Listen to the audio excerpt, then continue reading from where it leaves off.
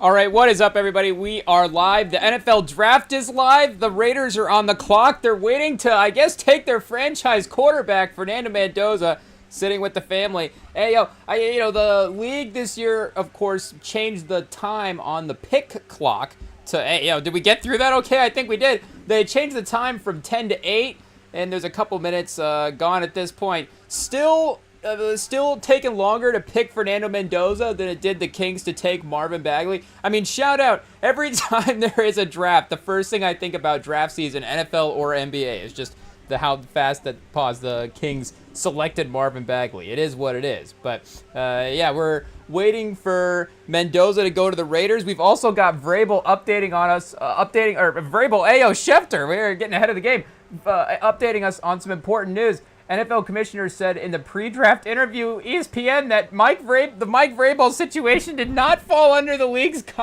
personal conduct policy. It's a team matter. So I guess we'll see how the Patriots handle to take care of that. I guess it is what it is. I do have to say, we did have Bloodsport on the other day. It was, Diana Rossini trying to get to the Kumite. Hey, yo! It is what it is. I guess the question will be answered tonight, chat. Will A.J. Brown get traded? It is what it is. But there was I guess some additional evidence, should we say, submitted to today. I saw that there was like some more photos from like 6+ years ago over the incident. I mean, well, I guess we could say what we want about that, but if we were to focus it in on the A.J. Brown trade, 6 years ago, was Vrabel on the Titans, and were him and A.J. Brown together, like, as a head coach? I guess, a lot of people were together with Vrabel at the time, but was he, I guess we're at his playing page, was he coaching, I guess is the clear way to phrase it. 2017 was when he first got started. 1, 2, 3, 4, 5. 2019 Titans 9-7. I guess 2020 would have been their best year. Or 2021 would have been their best year in terms of the regular season at 11-5 for Tennessee. I guess his best record was this year in New England at 14-3. Obviously, again, regular season record AFC champions. You forget, I mean, it is what it is for the AFC playoffs this year. Not maybe the A+ grade, but shout out the Patriots. They get the crown. It is what it is. But I guess is that the start? Because he was still in Tennessee for a while. But I guess A.J. Brown did. When did A.J. Brown get traded?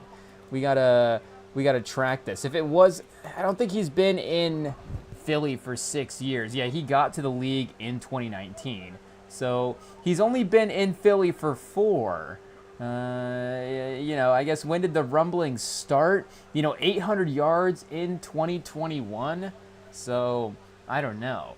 But we'll have to see. Oh, the pick is in for the Raiders. Here we go. Oh, comping Fernando Mendoza to Drew Bledsoe. I kind of like that. Shout out. Drew Bledsoe obviously had a great career. I just like a comp that's not Kirk Cousins. I feel like everybody shout out to Kirk Cousins. Hey, everybody was comping him to Kirk Cousins early on. We did hear a Matt Ryan thrown out there a little bit. I'm trying to think who the Ringer draft guide. Let's see. Let's pull that up because they always have the NFL draft comps on there as well too. I don't remember exactly who they had him comp to. Jahad Campbell for Arvell Reese, the best player in the black. Flacco, that's who it was. So, obviously, like a bigger presence in the pocket for the quarterback, maybe a bit of a down the field. But, I mean, that was with Flacco was like a big arm down the field quarterback. Not to say that Mendoza's not that.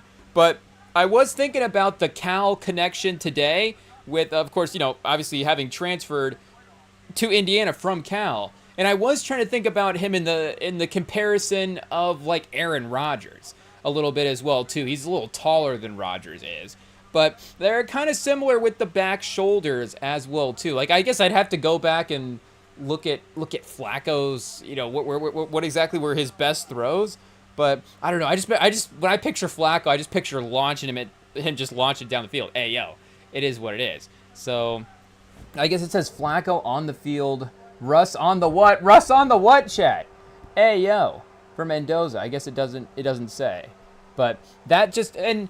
Again, maybe that type of upside as well too. Like the Flacco upside is fun because Flacco ultimately won a Super Bowl. So at the end of the day, if you're drafting a quarterback, that's the ultimate goal, right? I mean, yes, it's nice if they achieve those levels of greatness and become, the iconic name as well too. Obviously, I mean that's just, I guess not to reduce the guys to numbers, but it's just good business as well too. Drafting a star player, but also winning is good business in the NFL. And winning is just the spiritual point of the game anyway. So obviously having a good quarterback is part of that. But I've been trying to think as well too if my opinion on Mendoza is like actually real, or if it's just based on the opposite of whatever is happening out there. Because I gotta say, like, it has progressively changed over the course of the draft process, and maybe this is a first for me. I feel like most of the time, you watch the guys in the college season, like the draft process can change things a little bit. Maybe there's things from like an interview standpoint that would raise talent for sure, or raise questions or something. But I feel like it goes the other way. Where it would be the guys maybe rising up the draft board from the lower end of the draft board than obviously the top end shuffle or whatever. Again, if you're keeping an eye in the regular season, that's obviously going to be the best point to have a good gauge, especially for the quarterbacks as well too. I think the on the field stuff is maybe like the offensive line and the defensive, the testing in some of the other parts where like we can mold it. And I guess the Colts did obviously draft based on testing when it comes to quarterback a couple years ago with Anthony Richardson, but I feel like for the most part, once the college season is over, we were pretty set on our opinion for the quarterbacks going into the draft. And not to say that I was out on Mendoza or anything like that. I just don't know if I was that inspired, if that's the right word. And I feel like that has been, maybe the theme of the draft process anyways, that inspired by him as the number one pick. But the point I'm saying is I actually feel like I have, gone the other way again, but I feel like I've now done a little bit of a 180. And maybe it's because everybody has been a little bit, again, I don't think anybody's been negative in terms of Mendoza's football talent, but there is just like the, like we're saying, what type of franchise guy are you going to get? And it's like, that was like that Indiana team was obviously a great team. There's going to be a lot of guys drafted. I guess, great team's the easy way to say it. A high talent team. It's not just the underdog team that achieved. It's the underdog school that achieved, for sure. But it was an incredibly high talented team all the way around. But Mendoza was still like the star personality of the team, and it seemed like everywhere he went, like, in terms of that quarterback leadership stuff, like he always was able, I guess, again, going back to some of the Cal years, maybe he was able to develop into a better version of that as he went along and when he went to Indiana. But I mean, again, but that's just growth as a player, as a person, as you're finding your voice in those leadership roles. And if he is, just finding a version of himself as a leader at quarterback that does work, then it does seem like the teammates relate to that. It's successful. Again, the Indiana thing was crazy. And I know Cignetti is a personality as well, too. Like, he might be the biggest star in college football right now, just based, just of anybody. But, Mendoza would have last year legitimately been the numbers. I think, like we're saying, his star power, I think, is a little underlooked. Is he going to sell more jerseys than Mahomes next year? But, I mean, I guess I don't know. Mahomes is what is he going to be back for week one? I mean, he'll still be one of the more popular players. But, we don't need Sam calling in and be like, oh, I heard you were talking about our guy Mahomes. But I guess we do need Sam calling in, so maybe we'll still keep talking about Mahomes. But either way, I think, again, his star power in the league is, I guess, maybe a little bit Baker Mayfield-ish. I don't know if we've thrown that out there. And I feel like he is a better quarterback than Baker. I mean, Baker was great in college as well, too. So I don't know if, it would just be based on, like we're saying, the physical traits. Baker is 6'1", so you could always just, is that just going to be what it is? But, again, I don't know if that's been the determining factor of his success or not in the NFL. He's obviously been, at times, a top 10 quarterback in the league. His ability to achieve has been there, for sure. He can be, maybe a little inconsistent in the passes in other ways. And the Jets pick is in, we should mention as well, too. A lot of cuts to the green room to Arvell Reese. I feel like we kind of know where this is going here. Let's see if it's official. We've got Goodell. Oh, Bailey as well, too. I guess shout out. That is true. The debate definitely was there. You feel like the Jets were going to take the opposite pick of what everybody else thought. So, is this going to get like the B+, the B- on the draft grades? Again, everybody grades the draft on their own mock as well, too. So like, oh, we thought that they were going to take Reese. I guess David Bailey's not a great pick. But it's like, and again, he is obviously right there in the argument for the best edge rusher. It just seemed like sort of the, the raw football talent of Arvell Reese was definitely interesting. But, I guess if we're not going to argue the Ohio State guys sliding in the draft, it is what it is. Avoid the Ohio State guys at all costs. Unfortunately, Caleb Downs, I guess you can't, because he's just too good. He's just too good at football. Should we pull up our big board? I tried to make a big board today at work, and I wrote one name down. It was Caleb Downs, and then the restaurant got busy. It is what it is. So our big board is Caleb Downs. Once Caleb Downs gets drafted, our big board is done. It is what it is. I guess Ruben Bain is, up there as well, too. The football talent for sure. We do have to, that is another one where, shout out. I don't know all of the stories that have emerged in the off-season process. I was listening to a little ringer tailgate this weekend, and they were talking about something. I had it on in the background. I was like, maybe I'm just not going to pay attention to the Ruben Bain slander. It is what it is. But, the football talent has definitely been there. Oh, okay, these are David Bailey highlights. And I guess is Texas Tech now like the defensive lineman, school? Because they did have, speaking of the Raiders, they did have Tyree Wilson. Am I getting the name right? They did have Tyree Wilson go number 7 to the Raiders a couple years ago. So 2 top 10 defensive edge picks. And they just showed Texas Tech facing the Houston Cougars.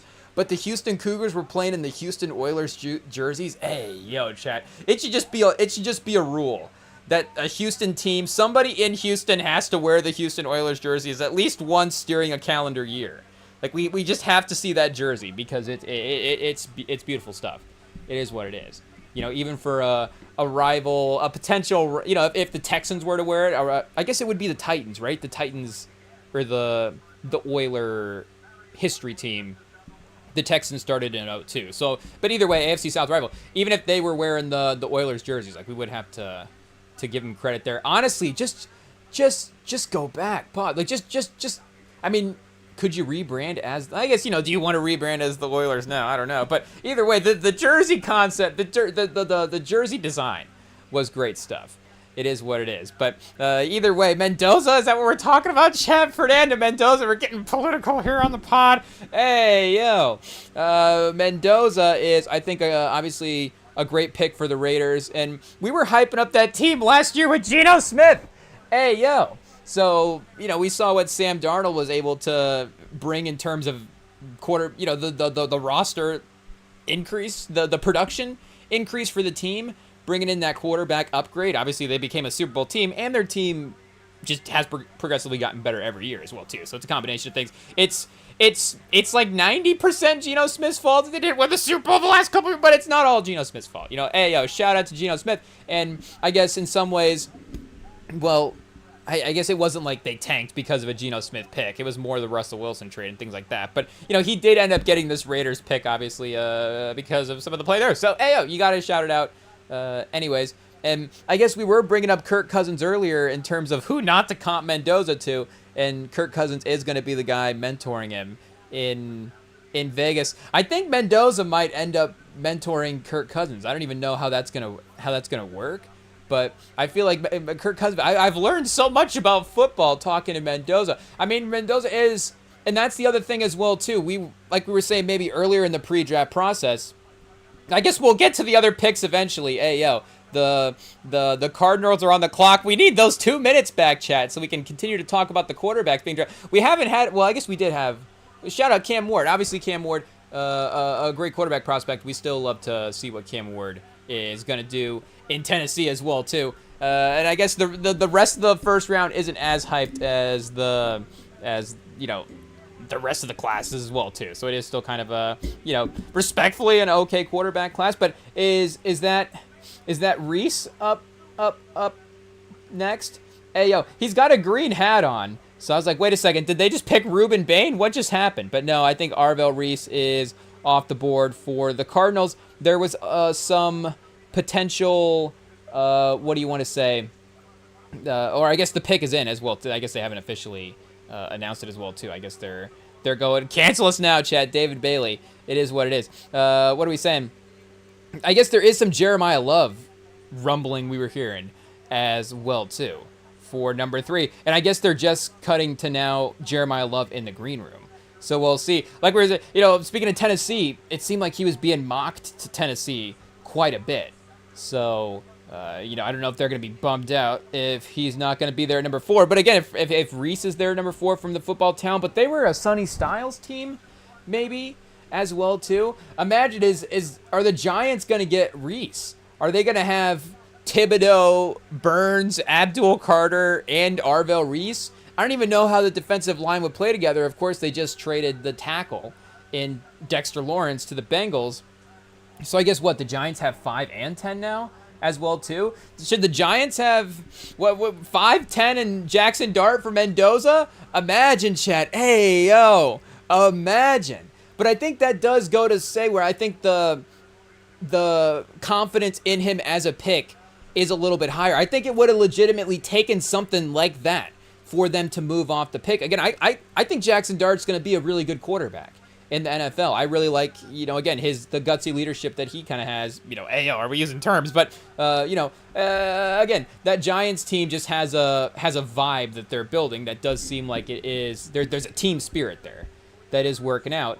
But, again, I think it would have legitimately taken a confident starting, again, project quarterback in Jackson Dart, and then some good picks as well, too.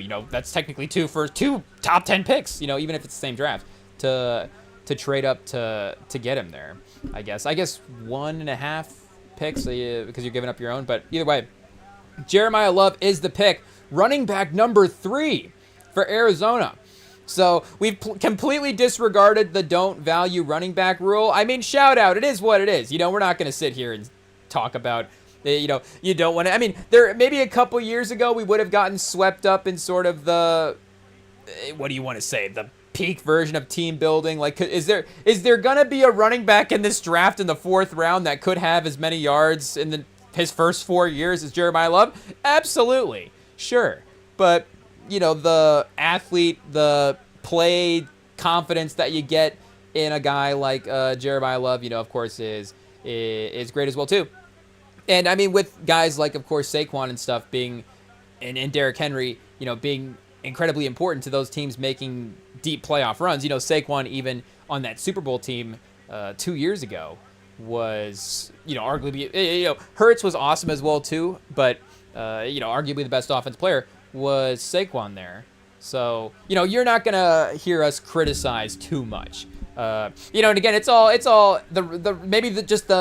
the level that the running back has to get to has to be a little bit different. Because again, like I guess 12 sacks is pretty good for an edge rusher, but a 9 to 12 sack sort of production edge rusher, where maybe if you take an edge rusher in the top 3 and he makes like 2 Pro Bowls in his life or whatever, I guess, not to throw out names, I was thinking of a couple, but there still is a version of you get a guy as a really, really good starter, and that just becomes a high-value pick. Maybe, again, it's not the perfect pick in the redraft scenario, but it's still a really high-value pick for the team. Maybe running back has a little bit higher threshold in terms of the playmaker that they have to be, but, they also don't have a quarterback as well. So if we were just talking about them having to get something to run the offense through next year, do you want to run the offense through Ty Simpson or Jeremiah Love? And, you could still run the offense through Jeremiah Love and then get a quarterback that maybe is better than Ty Simpson in next year's draft because, maybe you still lose a bunch of games.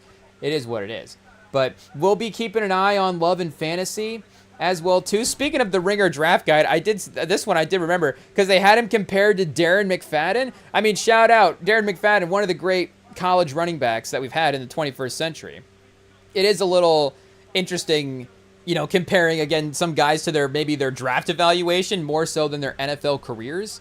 But, I guess Darren McFadden 2.0, shout out. Jeremiah Love, that would be great stuff. I guess they had him mocked here to 7 to Washington, a little bit lower, but he's going 3 to Arizona. So now Marvin Harrison Jr. and Jeremiah Love, they're definitely stacking up on the offensive weapons there for whatever potential young quarterback they get. Do we immediately, we're on the 4th pick of the draft and we're immediately going to go to 2027 mocks? But I think, I guess the Jets will probably be there as well too. It is what it is. But I think the Cardinals are probably going to be back up. Again, with the Raiders, they could be, even if they're not a wild card team, could they be a 7-win team next year with Mendoza? Do we have to check is their over-under been posted with Mendoza yet? I don't know. But, either way, they're probably, I guess, hopefully maybe not quite back up at the top of the draft. Is it an NBA situation? You need Mendoza and then you need to tank for just get one more star? I don't know if exactly that's how it works. But, again, I think the Cardinals are obviously going to be back up here as well, too. So that's why we're looking. But Arch Manning, and I guess there was some fan theories? Some fan castings? There was some fan castings of Arch Manning with Marvin Harrison Jr. in Arizona. And people were, recreating Manning Harrison 2.0. I was like, I don't know about that one. I mean, shout out. We love Arch Manning. We love Marvin Harrison Jr. on this pod as well too. But Marvin's Ohio State, rival, so there's just a little bit of that rivalry competitiveness that is there as well. But I don't know if that matchup is quite the same. But Marvin Harrison, I don't know if he would have obviously, hot take, have had the career that he had with Manning. And I mean, no disrespect, Marvin Harrison Jr., don't listen to but I don't know if he would have been, Fitzgerald. Like, if he would have been that, I don't want to say that, if he would have been like 1,400 yards multiple seasons with, Kevin Cobb as his quarterback or something like that, I feel like he could have still obviously been very, very productive. But I don't know if he's necessarily going into the Hall of Fame without a top, again, obviously Fitzgerald might be the one. Even Calvin Johnson's like, the Lions drove him to retirement. It's like, well, he still played with Stafford, and Stafford might be one of the 20 best quarterbacks that have ever played the game. So, even still something there. And obviously Fitzgerald had Warner early in his career. I guess the Titans could take Carnell Tate here. If we're just talking receivers. I don't know if that would be the right pick, but just since we're talking about it. It is what it is. I guess I don't know what the Titans are going to do. Again, everybody was mocking Jeremiah Love to him until the last, week. But, it is Carnell Tate. Oh, chat. Hey, yo. I guess A.J. Brown is going to get traded. He hasn't been on the Titans again in 4 years. But, hey, we're just waiting for it to happen. We are just waiting for it to happen. But Carnell Tate, I guess maybe a little A.J. Brownish, as well. Because, what do we got for A.J. Brown? 6'1", 226? What's Carnell Tate for comparison? Carnell Tate might be, Arvell Reese is 6'4". I was like, Carnell Tate, 6'4", 241. Hey, yo, no, that's Arvell Reese, the linebacker. Carnell Tate, 6'2", 192. 6'2", 192. So I guess, A.J. Brown, obviously, one of the more physical receivers in the league. But, sort of doesn't necessarily read as a guy with blazing speed per se, but works his way down the field in, a really great way. They obviously silky smooth, I guess is how they have it phrased here, is the perfect way to phrase it. So he will be, I guess, with Cam Ward. And the point was to, I guess, with the Jeremiah Love mocking that we were seeing anyways, was to bring in that weapon for Ward anyways. So Carnell Tate does become the version of that. I say they did have some, obviously he becomes a different type of franchise guy as well too, but at receiver. But they did have some interesting, just to round out the course, some interesting other receiver production as well too last year. Again, Cam Ward, obviously year 2, hopefully will be better. 55 sacks last year. Hey, it's just that rookie year learning curve. It is what it is. But I want to say, let's see if we can pull the names back up here and see. Because it was some sort of underrated guys that were producing. Maybe A.O. Manor is the guy that I'm thinking of. Again, not crazy on the stats. 515 for 4 touchdowns. I guess a third of the touchdowns, though, considering, again, that, Cam Ward, 15 touchdowns in the year. Still working his way along. Van Jefferson, a veteran there for a couple years. But it's like, okay, you have a couple of guys. I guess, is Lockett back? Is he there at all? 7 games last year. So, I don't know how much they'll be relying on him. But yeah, you just get a really productive number one receiver. Obviously, the Ohio State lineage is there, and maybe I guess JSN sort of, if we're doing the Ohio State comparisons as well. Let's see what we've got. JSN. We're just trying to find the closest physical comparison. AO pause. 6 foot 197. So yeah, kind of similar, obviously, and again, sort of the same. Ability to work the entire field with the route tree. And that, I think that is probably just more important sometimes, obviously, than just the straight up physical traits. And that is where I think at the receiver position, we can obviously, you can look at every spot on the field as the sort of a different evaluation of what you want to develop. And not to say that there aren't receiver talents that aren't, worth taking a swing on and like, oh, this guy's 40 time combined with this is, just like we have to try to take a chance on that type of talent. But there are guys that's just like, he's the physical build to play receiver. The physical traits are there. You watch the tape. He's, the most productive guy in every game that he ever plays in.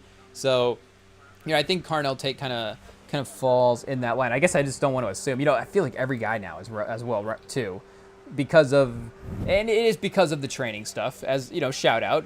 You have to give credit for the fact that the training has gotten to the level that it has. But for the combine, anyways, it does feel like a lot of the guys are, running crazy 40 times now. But, maybe I'm just saying in comparison to the class, I guess what is Carnell Tate's? Did he run at the combine?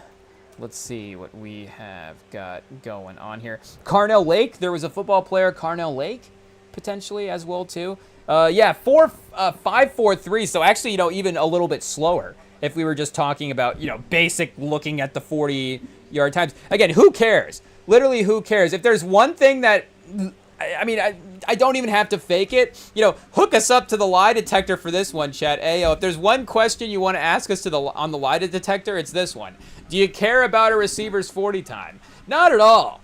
Not at all. Like, what is, I guess do we, I don't know if you want to be comped to Puka Nacua necessarily. Again, the production is there. But, like, what was Puka Nacua's 40 time? Just, again, if we're just talking about productive numbers and what did a 4.57. Puka Nacua a little bit slow, chat. Just a little meta commentary on the whole situation, I guess. But either way, Carnell Tate, like we're saying, you watch every game, and it's like this guy is the perfect number one receiver. So he'll be there for Cam Ward. That'll be a deadly combo in the AFC South. Are we terrified as Colts fans? We're not thrilled. We're not thrilled about it as well too. I think maybe the Titans as an organization are the thing that sort of we're not as fearful of, but obviously they can have great teams and build very competitive rosters there. And, Carnell Tate is a part of that for sure. So I guess we do have Giants up on the clock next with the 5th pick. And let's just make sure as well, too. Apparently, Schefter not tweeting out the picks like Woj this year. He just stopped with George Pickens is signing his franchise tag. And then apparently the update on the Vrabel situation there. But what do we got for the Giants? Yeah, 5-10 via the trade that happened. So obviously Arvell Reese being available, but he does have that linebacker sort of, but obviously so does Carter as well too. But I think even a little bit more so than Carter, he could be, I have to go back and check the coverage skills. for Arvell Reese. Do we pull up some Arvell Reese highlights here in the background? Arvell Reese coverage highlights and see what we get. Like, is he going to be, you know, again, like we're seeing the Micah Parsons comparison, and he was a guy who was a, you know, kind of an inside off-ball linebacker at Penn State and has obviously just become sort of a straight-up defensive lineman edge rusher in the NFL. But I guess nobody's done the Arvell Reese in pass coverage supercut on YouTube. There is a couple of just overall breakdowns in general. Arvell Reese versus UCLA.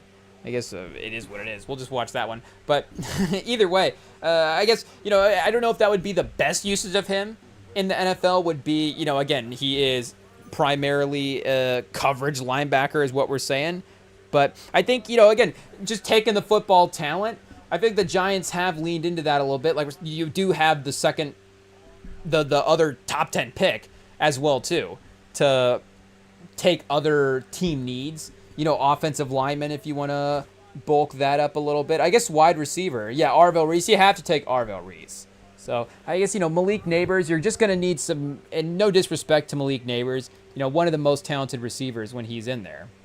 Pause. But you're just going to need a little bit of injury insurance, if anything, for, you know, a regular season just run as well, too. Calvin Austin, Hodges, Mooney, Jalen Hyatt. Yeah, Hyatt's not bad. I guess I don't know if I'd put receiver at the top of their wish list, but, you know, again, this is a very talented class as well, too, with Mekhi Lemon on the board, and Jordan Tyson even I've seen on a lot of boards being the number one receiver in the class. So I kind of, you know, maybe it's just us, you know, watching a lot of Big Ten football, being Michigan fans.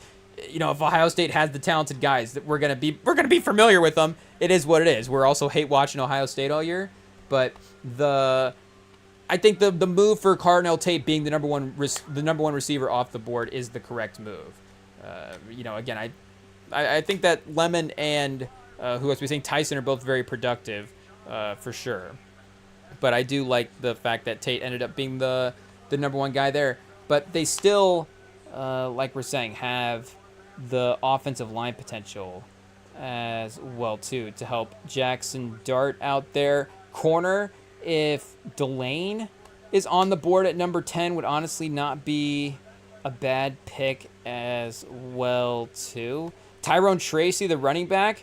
I guess that would have been interesting if, you know, they would have gotten love there. Again, obviously, shout out to Scadaboo as well. You know, he is that type of guy, like we're saying, you know, can give you that production at the RB spot. Maybe you end up finding him a little bit later in the draft, but I feel like you can maybe visualize the sort of more dynamic offensive playmaking with a guy like Jeremiah Love, and where the draft value could be assigned there. Oh, we got a trade? We have a trade? We didn't know if we were going to get trades tonight, chat. Hey, yo, it looks like Cleveland is trading the pick to the Chiefs. Oh, chat. Mahomes is getting traded to the Browns? No, wait a second. I don't think that's what's happening. I think they're probably just maybe a future pick or something. But Mahomes for Shedeur Sanders in the 6th and the 9th, and what's going on? So who are the Chiefs moving up to get here? Hey, yo. Is it Moyaga? Am I saying the name right? I think I just made his name up. It is what it is. But are they getting the Miami offensive lineman?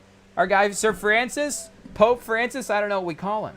It could be him. It could be Delane if they feel like they want to replay. If they're trading the pick that they got for McDuffie to go up and get another corner. Again, they could just do that from a contract reset standpoint, I guess.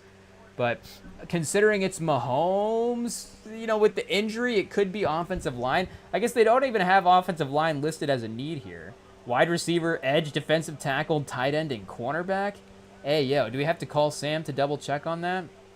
Wide receiver again, but they would have probably gotten either Tyson or Lemon at number 9 there, because they are not moving up a crazy amount of spots. What are they giving up? Schefter alert, despite drafting Reeds, the Giants do not intend on trading Kevon Thibodeau, per source. Okay, there we go. So I guess that's apparently on the bottom line there for ESPN. A little Schefter alert for you. But Apparently, because of the contract situation, I think that's the main reason that he would have been the one to go. I mean, shout out, obviously Burns and Carter are very, very talented as well too. So you could just make, that's a very talented trio. You're not dissing anybody necessarily in any order that you rank them. But yeah, I think that you just have to take the most talented football player there, even if it is a little bit overlapping with what you already have. You have of course, it's April. You don't have to trade Thibodeau now. If you do end up ever wanting to trade any of these guys, trade him at the trade deadline, trade him next year. You have the ability. I guess again, we'd have to go see what Thibodeau's contract has, if that's like an NBA expiring contract situation. RW's third youngest top 5 pick since 2000. So, obviously the potential is pretty crazy as well too, considering this is where he is at in his football journey. I mean, drafting anybody at 20 years old is pretty crazy. So I guess he'll probably be 21 when the season starts.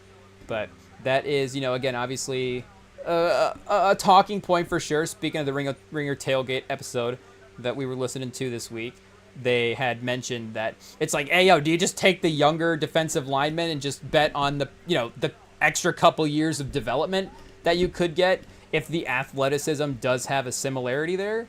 But, again, I guess the Jets wanting the little bit more of the defined talent, I guess, is the case. And maybe just, I don't know, stylistically, I don't know. Oh, the trade, they're getting a third and a fifth to move up 3 spots. So that's not, again, the Chiefs, it's a reasonable trade. The Browns, if you're happy with, everybody left on the board. I guess, is it Sonny Styles?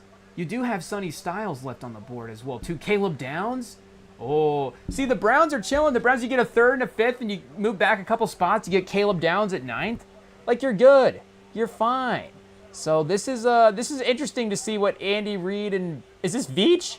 I guess Brett Veach are cooking up. Is Mahomes in the draft room right now talking about this with them? Is he on the phone? He has to be, I guess. Mahomes, what receiver do you want? Oh, Jordan Tassin. Oh, Mahomes, we got to redo the Mahomes impression, chat. Hey, yo, that was not Pat Mahomes. It was somebody else. I don't even know if we have a quarterback that sounds like that. Oh, it is Dwayne.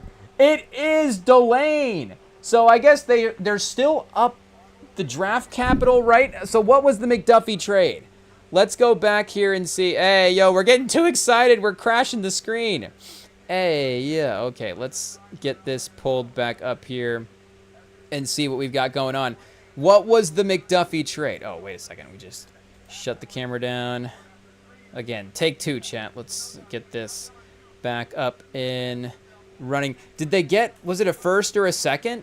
Because, again, they gave up a third, and they gave up a fifth. I think Delane, taking him at 6, I think you could have made a case. Do we have to look at our big board real quick? Oh, no, wait a second. That's right. We only had one name on our big board. But Delane would have been there close. He would have been there close. So they got traded by the Chiefs for a 2026 first, a 2026 fifth, a 2026 sixth, and a 2027 third. So now we're back in on the trade, chat. Hey, yo, it is what it is. But, I guess the Luka comparison would be dramatic here. But it is sort of how the next move can, at least, do you say, soften the blow of the last move? Where it's like, okay, obviously, we don't want to trade Luka Doncic. Are we saying we'd rather have Luka, or maybe the Mavs would rather have Cooper Flag? I don't know, but either way, I'm not saying that's the move that they wanted to make. But it's like, okay, I guess if we did end up with Cooper Flag, then somehow it's okay. It's like somehow the Chiefs traded McDuffie, and did they get better at corner? Like, I don't even know what just happened.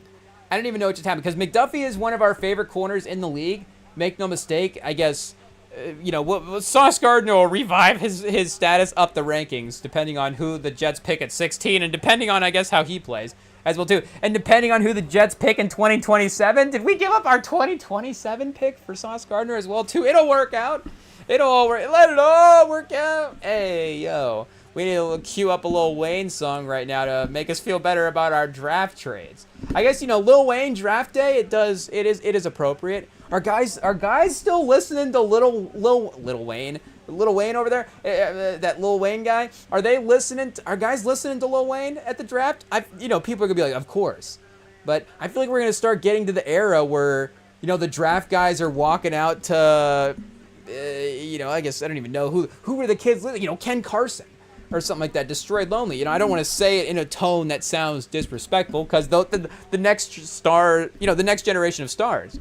You got to shout them out. The guys walking out to Big X the Plug. Again, it just depends on who it is, I guess, for us.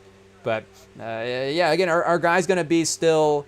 Because if you only have one draft song, it's got to be, one song. So is Lil Wayne still in the one? Because he would have been he might have been number one there for a while. He might have been number one, like athlete, rapper that athletes listen to. I think it might have been Lil Wayne. For a second. That is, do we have to do some research? Hey, yo. AKA, do we have to ask the ChatGPT who is the number one rapper that athletes would listen to? I guess is the from like the 2010 for right now? I guess is the question. I guess it's still probably Kendrick or Drake if we're going over. I guess Don Toliver this year if we're going next generation guys. Everybody obviously is bumping Octane right now. Cold is dropping an album as well too. So I guess our guys, again, if guys are walking out to Don Toliver, I guess Don Toliver is in our rotation. So, hey, yo, I guess shout out to Ken Carson. We'll find the Ken Carson songs that we like, and then it'll make sense, and then we'll be back in. But I guess for the Chiefs, Trent McDuffie maneuvering now. Considering again that they did give up at least the 5th. And did it say a 2027 third? I think they gave up the 3rd this year. So, regardless, it's kind of a neutral thing there. But I think that is a good move because, again, I think Delane is really, really good. Hey, yo, hot take. But, I mean, they say he didn't give up a single touchdown. I was, trying to find... Because, I'm not trying to say this in a bad way. But I feel like a lot of times I like to evaluate the prospects, again, based on what other people are saying about him, but based on what people have the negative perceptions about him, because then sometimes you look at it and you're like, okay, this doesn't make sense. If this is what they're saying is the bad thing, maybe it's okay to take a chance here. And that's kind of where I was kind of finding myself with Delane, where it's again, I don't...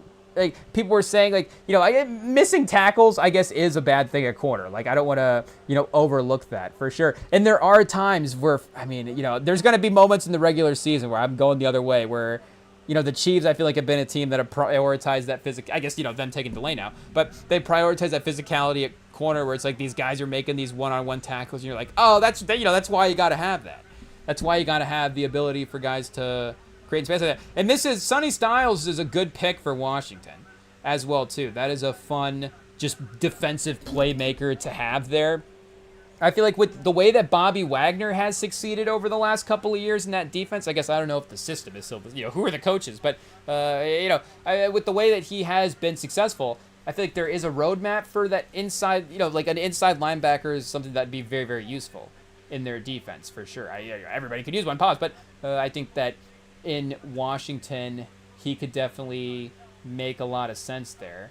And, they're starting to now invest in that side of the football as well, too, after, the Jaden Daniels pick a couple of years ago here is fun. The thing is they are a bit of an older team, when they made that playoff run. So if they're able to retain some of those guys, and those guys are still able, and, they still are doing a good job in the free agent market to, acquire some of those cost-efficient veterans. I guess I don't know if that's the correct way to say it, but they are a team that, if we are looking at just straight up the blue chip talent of the team, it is a little bit in a weird spot. They're comparing him to Brian Urlacher right now. I guess Urlacher played safety and linebacker at New Mexico State. I mean, in the NFL, he is just as an iconic, stereotypical linebacker. Again, hey, yo. But just a big, burly dude in the middle of the defense there. It's big, bald, dirt. What do we say? I don't even know what we're saying, Shaq. Hey, yo. I guess something about linebackers being... Is linebacker the number one bald position? Pause. In the league. Hey, yo. Whoa. Hey, yo. But either way, I guess, what do we say? I think him playing safety at New Mexico State was probably a little bit more just, he's awesome, and they're just, how many different ways can we have him impacting a defense? But Styles is, I think, more likely to actually play, and maybe Urlacher just, got a little bit more linebacker-esque as the league went on. I don't know. Or as his career went on as well, too. But I want to find where's the Sonny Styles prospect evaluation here. I guess let's see what we can get. Who's tearing apart Sonny Styles? What can we see here to find out? I guess nobody, Chad. Ayo. Oh, wait, where do they have him? A little bit farther down the list. Oh, number 10. To the Giants here. Rangy, versatile linebacker. There are times when Styles struggles to disengage from blocks, allow himself to get sealed away from plays. He's thin-framed and lacks the sand in his pants to defeat blocks and bring high-end stopping power. He will occasionally take the cheese on a play fake. He'll occasionally take the cheese on a play fake, and find himself chasing a decoy. There are times when his intensity waxed and waned while chasing down or pursuing from the backside. He may need to turn up aggressiveness at the next level. So that's quote via the Ringer draft guide. So again, like, the evaluation is basically sometimes Sonny Styles just gets to play in so out of control that he'll just, go for the first thing. So, again, there is some times where that is maybe a coaching thing or a play style thing that you're able to execute that in college a little bit more, where it's like, hey, the first thing that you're going to see, just go for it because, you're a crazy athlete. Maybe you're able to recover a little bit better in the, college scenarios. But, again, in the terms of the total talent, you may have the ability to make up for it around you a little bit as well, too. So if those types of plays are, more positive, it might just be like, you're just going to attack. You just, trust your instincts and just attack your first read or whatever. But for the NFL, especially if he is going to be anchoring the middle of a defense there is a little bit more of a patient diagnosis thing that he should have. But watching some of his highlights as well, too, obviously, again, that seemed like it was a great thing. And, again, a guy being a little bit, pause a little bit lighter at this point in his career. Like, again, these guys are going to change. We tread lightly, but their bodies are going to change in the NFL. It is what it is. Get him on an NFL weight plan. And, he's got the NFL, NFL lineage as well, too. So something about that does, of course, feel like add to the draft evaluation there. So the NFC East trying to get out from the bottom of the draft this year. They've represented the top 10. 3 of the top 10 picks going to NFC East teams, but I guess one of them via trade as well, too. So, I guess, Sandstrom for sure had a really good, I guess, don't look at the PFF grade. Sandstrom's a good cornerback. A blue chip talent there in Washington. But, the under, is Daniel still under 25? Barely. The under 25 and under guys, I guess Krosky Merritt for sure, really good starting running back last year. We're not going to discount Terry McLaurin as well, too. Even though he is entering his 30s, we're still gonna assume that he's got a couple of years left to be productive. So they do just, again, it's like you need to start them sneaky even getting a top 10 pick this year. Not that they really needed it, but just them having the ability to get, like we're saying, that type of blue chip franchise cornerstone type, take which 4 guys from the roster would you want to build around, how do you rank the teams, whatever scenarios we're doing there. It's like they now have one of the defender guys in that situation that you may actually, want to build around in the long term. I guess shout like Newton as well, too. There is some, there's some names they have here that's like, there was the talent there. Again, you can't judge everything based off of the PFF grades. But, I think Sonny Styles is going to be fun for this team. But, we'll see, of course, with Daniels, what happens there next year. I got to say, the 2 picks off of the clock is a nice little touch. It is the pace of the draft is moving nicely. I mean, I'm sure, ESPN's not trying to get the draft done in 90 minutes here. There is a a TV thing. Like, let's spend a little bit of a Thursday night on a draft.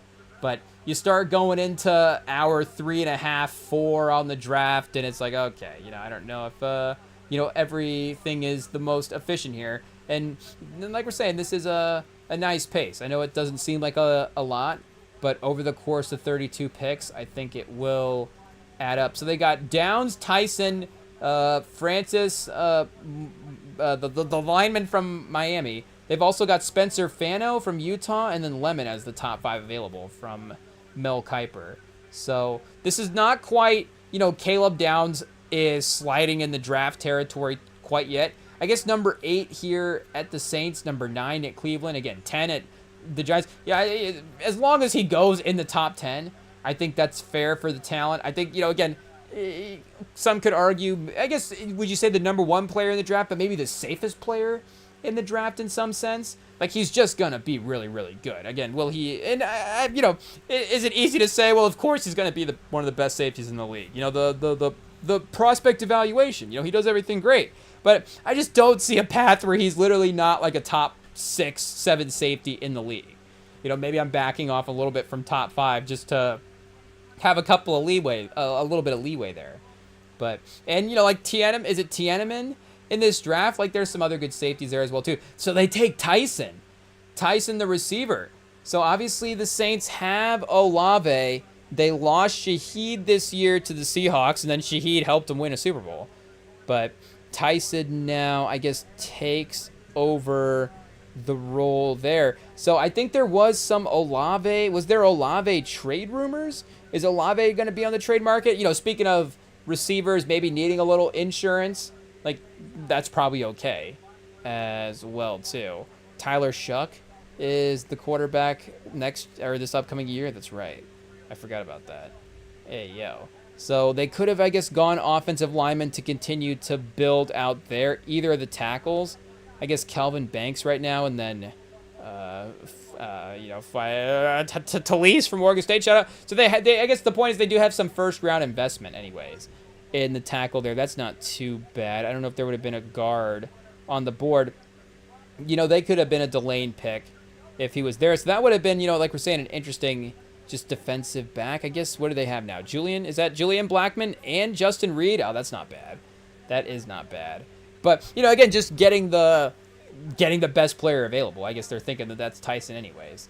But, you're going to have, I think, a guy that can complement Olave as well, too. I mean, Olave is a good down-the-field catcher, in a double team. Like, he's just going to find he might, I don't visualize him always, like, out-jumping the coverage, but somehow the football is going to, like, work its way through the 2 defenders' paws, and he's going to end up catching it, but probably get, blasted in the process, unfortunately, AO.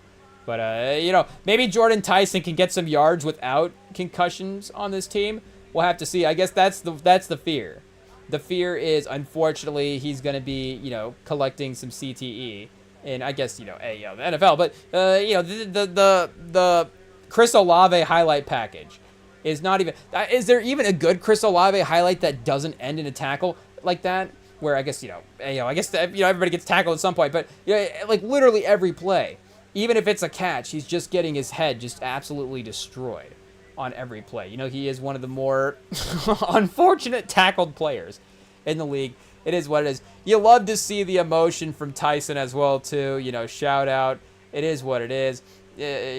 Somebody's gonna win the emotional battle, chat, for the draft. I guess Tyson is the guy for the montage reel afterwards. Who is the first? Do we need to take bets next year? Who is the first player to cry? Oh, we don't want to be toxic, chat. We don't want to be toxic. We want to be able to let the emotions shine. It's the draft. It's the draft. It's the best moment ever for these guys. Hey, yo. It is what it is. The Browns back on the clock using that pick they got from the Chiefs. So would Delane have been there? I mean, again, you got to give him credit for that move. It's a simple enough move to give up those later round picks, to jump up and grab your guy there. Now they do have, just in terms of that defensive back talent, still the potential to grab Downs here or, build the offensive line, like we're saying, around Shador. Hey, yo, is that the question here? if they take offensive linemen, does that mean that they're investing in Shedeur, and they believe that he is like the long-term option there, or if they just go best player available? It's like, shout out, we'll see what happens. But it's not maybe the priority to get offensive linemen right away in on this team. But the pick is in, so we're, I guess, staring down what that announcement will be here. But their offensive line, even though it retains some of the names, like, it hasn't quite been the same. Zach Zinter, DeJuan Jones, I guess. Speaking of the PFF grades, not the most favorable here. I guess Tevin Jenkins, okay. And then Tyree Phillips, not really, a ton of minutes logged at this point. We still have a top receiver on the board as well, too. So they have Tillman Judy Corley right now. Is that Malachi Corley? 3rd round pick from a couple years ago. I was going to say, a pretty good receiver. As well too, Cedric Tillman, like another mid-round receiver that, you could see being really, really productive here for the next couple years. And Tillman was, I feel like he had a couple of games last year. Maybe was there a fantasy moment for Tillman? I guess we could go back and look at the box score. Maybe Judkins. Judkins obviously did have some fantasy moments early on. And Fannin as well, too. Fannin did have a good season, so that's right. And is Njoku still there? Do they still have Njoku and Harold Fannin, 2 tight end sets? I guess Bates. Is Brendan Bates? Where did Njoku go? Ayo. Let's see what is going on here. Is he a free agent? Is an American football tight end? Current team, Cleveland Browns. Okay, so I guess, is Bates winning out minutes? Here we go. Oh, they go Fano. Oh, okay, so Shedeur Sanders is the guy, chat. They believe in Shedeur. I mean, you got to protect your quarterback, whether he's on the roster right now or not, if it's a 2027 situation. But again, we're pro Shedeur. We think he's got 7 years, chat. 7-8 years as the starter in Cleveland. Lock it in. But he's gonna need an offensive tackle over that time. He's got Fano now. I guess he is the first one off the board as well too. Like we're saying, the Miami guy is still there. The first highlight is of him playing right tackle. So is he a right tackle? I guess, with as productive as Penei Sewell has been in the league, you just need good offensive linemen. I mean, he's destroying. Hot take, he's destroying these highlights. It is what it is. He is really, and pass protection, to be able to push a guy down the field and pass. I guess you can't even really push a guy down the field in pass protection. He's like kind of spinning him off sideways and just pushing him toward the sideline, because you can't necessarily. Well, I guess if you're blocking, can you block him down the field? You can just keep blocking him down the field, right? You can't break off and run a route. But you can just, if you're engaged in a block, can you just keep going down the field as far as you can before the quarterback passes? I guess we'll have to double check the rule book there and see what happens. But is he going to take over the Tyree Phillips minutes for right now? Again, it looks like the whole offensive line could use a little boost at this point. But just getting good starter production in there is good. And the Giants pick is in as well too. So pick 2 from the top 10 for this team. Is it? Oh, and they go with Francis, chat. So they get the Miami guy. So Caleb Downs officially slides out of the top 10. He could be on the board for 11. 12 to Dallas, though. That's say that, it is what it is. But, that just does seem like a high-profile type player that could end up there as well. Though Miami right there with the next pick, is pretty realistic. So building between the trenches for the Giants, of course, following their NFC East rival pattern for the Eagles there, like we're saying, bulking up both offense and defensive line. And I guess he's going to go maybe in Hudson's minutes, probably. The 33.0 Pro Football Focus grade, because you still have Andrew Thomas, obviously at left tackle, Runyon, James, or John Michael Smith Jr., at center, Van Roten at guard. So, kind of getting the job done on the interior of the line somewhat. But I guess really, having a solid set of tackles would actually be nice. And it feels like they've been drafting, of course, tackles every year. I guess, the Evan Neal pick is the first one that you think of. I guess for recent history that hasn't worked out. And Andrew Thomas just has gotten better over the course of his career as well. So you do have to give him his individual credit there. But again, for them to actually, walk away from a season with 2 good tackles could, help, like we're saying, increase the production for the Chad, did the Cowboys just trade up? I was like, wait a second, where did the Dolphins pick just go? Because the Cowboys are on the clock, and the Cowboys are still on the clock at 12. So they did have a second first-round pick as well because of the Parsons trade. So they just traded that, I guess, to move up here. So Caleb Downs, I guess, at some point has to go. So do they get Downs and Lemon? Do they go with a secondary booster potentially? So let's say it says Cleveland got Thanu, the player it wanted, and added a 3rd and 5th round pick in the draft. So that's the Schefter alert for the Browns pick there. More offensive line help expected at the Browns for number 24, Shador, chat. Shador, let's go. They're building around him. He is the franchise guy. Let's go. Because, again, and you could just make the case the offensive linemen are the best player on the board. There is that, like we're saying, do you say the rate for an offensive lineman these days? Like, just taking a starting lineman in the draft is, again, good salary cap management almost compared to signing a starting guard in free agency. But for the talent they are leaving on the board, I'm going to take it as they're building around their quarterback. And they have looked at this and said, we have a guy that can take us to the playoffs for the next couple of years. I think the Shador Sanders era in Cleveland's going to be great, chat. It is what it is. So shout out. The Cowboys, though. Oh, no, they did just change the graphic. Okay, the Cowboys did move up 1 spot. Okay, they changed the graphic. Miami is on the clock next at number 12. So the Cowboys will still, I guess, have their pick at whatever they got for the Packers pick this year. Let's see if we can find that one. Can we find it, Chad? Is it on the draft board here somewhere? Which pick is that? 20. Pick number 20. So, I mean, again, they could to jump up and have 2 top 12 picks. Like, why not? The Dolphins get 12, 177, and 180. So what are they giving up? Like a fifth, 2 fifths? 2 6, I don't quite know, but 2 end-of-the-round picks to move up 1 spot, I guess. Are the Cowboys just following what the Chiefs did? This just feels like, hey, the Chiefs moved up in the draft. I think we should do the same thing. I guess and it would have to be Downs, right? Like, I don't know who the Dolphins would be taking that, because you're literally jumping up the 1 spot. Unless you think there's another team that's going to trade up for Miami as well, too, which I guess is the factor. You're sort of blocking all the other teams in front of, or behind you, from getting trading up there as well, too. But my guess is that's where it would have to be. Because I did see him mocked there today as well. Speaking of looking over the ESPN TVs at work, I did see that him mocked there at 11. It was to Miami. But maybe it's the same pick, or, same spot, different team sort of situation here. So, again, Miami would obviously be willing to part with him if that is the case. And this is a different one, again, for Cleveland to get that 3rd, the 5th, every pick in the draft is great.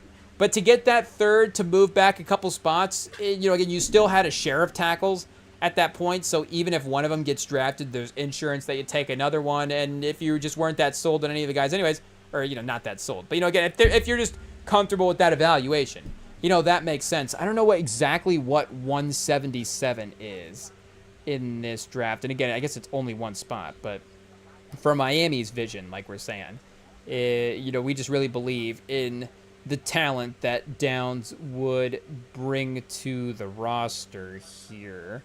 And let's see. So right now they've got Trader Jr., Dante Trader Joe's chat. Hey, yo, Dante Trader Jr.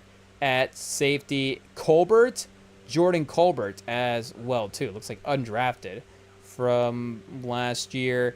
And Quinn Ewers right now, projected starter for Miami. Did they sign, who is it, Malik Willis in the offseason as well, too? Who else is on this roster for quarterback? Yeah, Malik Willis, Cam Miller, and Quinn Ewers.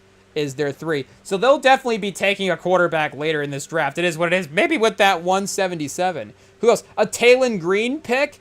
I guess, we could, are we talking about day 2, day 3 prospects that we could be in on pause?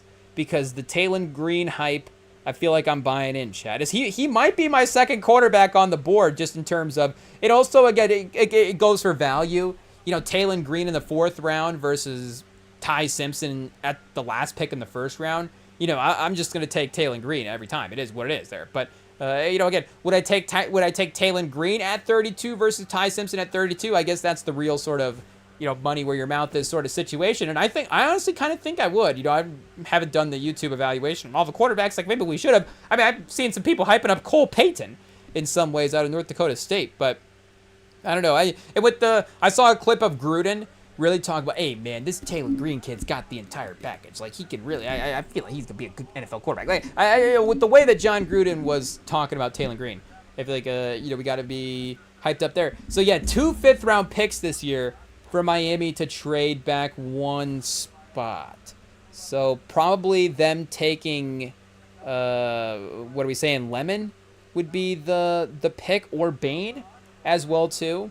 Bain for Miami, I guess. Oh, wait, did Dallas pick? Who did Dallas pick? Dallas did pick Caleb Downs. Okay, that does make sense there. So, yeah, Miami, I guess, again, they could go Bain, or it would probably be Lemon would be my guess, because they do have, is Chop Robinson going to keep him from drafting Bain? And Chubb? I'm not sure. But is this, I was going to say, Jalen Phillips still on the roster? No, he's not. Jordan Phillips there at 94. Seiler as well, too, has had really productive seasons, though maybe, last year not his best overall. But they could have, like we're saying, definitely have used that secondary. What do they have for receiver right now? Cedric Wilson Jr., Malik Washington, and Terrace Marshall as well, too. So, yeah, they actually could use Mekhi Lemon for sure. And especially after, not getting, what did they release? Tyreek Hill and traded Jalen Waddle. Right? This is how we've been in NFL playoff mindset right here. Where did he go to Houston? I don't know. That's a Will Fuller. I'm just thinking of him as Will Fuller. Hey, that's right. He's in Denver. Hey, yo. He got traded to Denver, and I think it was a good trade as well, too. Was it like a 4th-round pick or something like that? Traded with a 4th-round pick to the Broncos. Oh, no, they gave up their 1st and a 3rd. Oh, chat. Okay, you get a 4th back. You cancel the 4th out, so a 1st and a 3rd for Jalen Waddle. It's a big price, but it's one draft, so it is what it is. Bo Nix, Jalen Waddle, and Cortland Sutton, lock it in. That is AFC Championship material right there for sure. I mean, obviously, you've got to run the defense back as well too. And wait, does ESPN? Do we have the pick is in at this point? No, we don't. So again, obviously, according to our board, like we're saying, we are pro the football talent of Ruben Bain here. I think that, and, you could maybe, obviously, just have a rotation for year 1 as well, too. I don't know if Bradley Chubb is going to be there for the next couple of seasons, so you would just get that long-term insurance as well, too. Terrell Dodson, and Brooks as the linebackers. I guess the inside linebackers can be a strength of this team, so you'd be focusing on your front 7 there a little bit, and continuing to bulk that up as well, too. But I can't imagine it would be well, I guess it could be, but it seems like those would be the 2 most likely here. Let's see best available. Who else could be in contenders? Because they got Sadiq right now as 3rd best available. Monroe Freeling as 4th. Ola? Do we call him Ola, chat? Olavaia Vega Ione out of Penn State. I don't know if we got that right. And then Jermod McCoy out of Penn State Proctor. So we got a bit of an offensive line run potential happening if this does stick with the board. And yeah, like Boston, Denzel Boston, Omar Cooper Jr.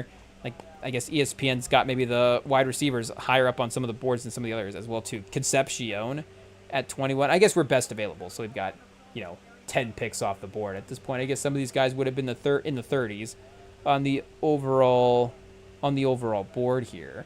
So it could potentially be maybe like a sleeper Caden Proctor pick potentially if they want to build out the offensive line and just go, okay, again, 2027, we go that quarterback route.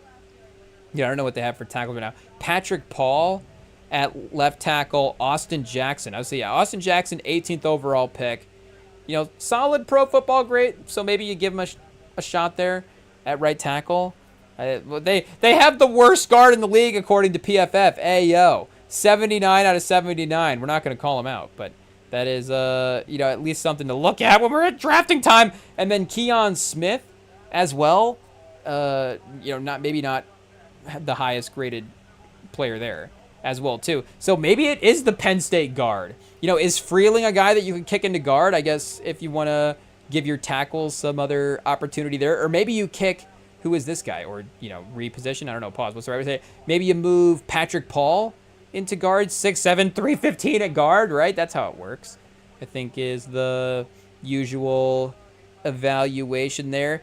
They've got Monroe Freeling listed as a Tyler Guyton-like player, stepped into his starting role at prototypical frame for offensive tackle. Okay, so yeah, not going to happen there. For his size and length, Freeling plays with very good leverage. As a run blocker, he excels at climbing to the second level. Does a very good job of securing the pocket when anchoring passes. There are times when Freeling stops moving his feet on contact and can be beaten off the edge by speed, but his length allows him to watch defenders out of the play. Freeling will need to continue to develop his technique to harness strength when run blocking. He only has 17 starts under his belt. He should have a high ceiling in the NFL. So I don't know if that's the same as like a quarterback where, oh, Chad, it is Proctor. It is Caden Proctor. Hey, yo.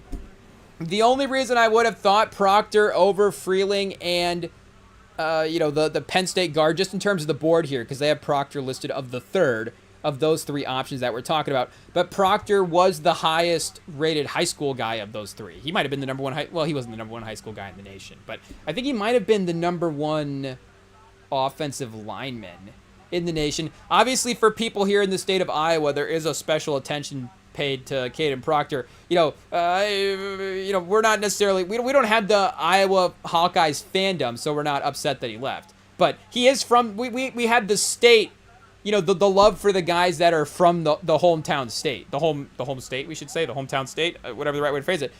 We obviously appreciate guys that, had the amateur football experience in Iowa, the high school, the developmental experience in Iowa. Caden Proctor played his high school football in Iowa, one of the better, Iowa State recruits, again, one of the better recruits out of the state of Iowa over the last handful of years. I think still definitely showed at times ultimately what he can be as an offensive tackle, but I do not think, and I'm saying this because how talented I think he is.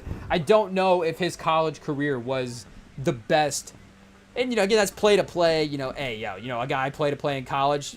He'll lock him more. He'll be more locked in the NFL, right? But I mean, they show him there, running with the football. Like he's just a crazy, crazy athlete. I mean, Chad, Iowa, Caden Proctor, Tristan Wirfs over the last couple of years. Tristan Wirfs, I don't think was quite the 24/7. I don't know what his 24/7 rating was, to be honest here. Let's see. Because 25/7, because he started to make his name known more as he was at Iowa. I guess, yeah, he was still a 4-star prospect, but at the time of his recruiting, he was 126 nationally. So that's still, really great. Top, almost top 125. But let's see here. Caden Proctor, where is he at here? I guess I don't even know how to spell his name. Shout out. But he was, number 2. Oh, that's as a transfer. Number 5 overall as a prospect in the nation as a recruit. Yeah, when he was going out. So number 1 overall tackle. I can't think of, again, very many players that the state of Iowa has had over the course of the last couple of years that have been top 5 recruits nationally. Xavier Southeast Polk is, one of the dominant programs for sure.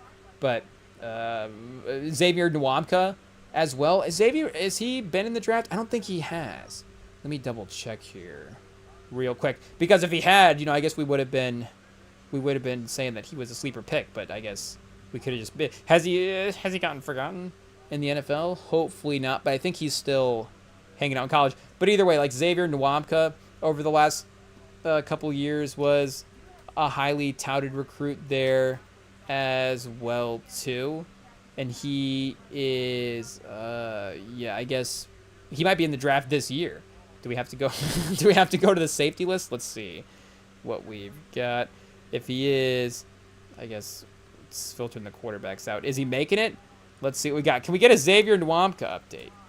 We need to see what is going on here.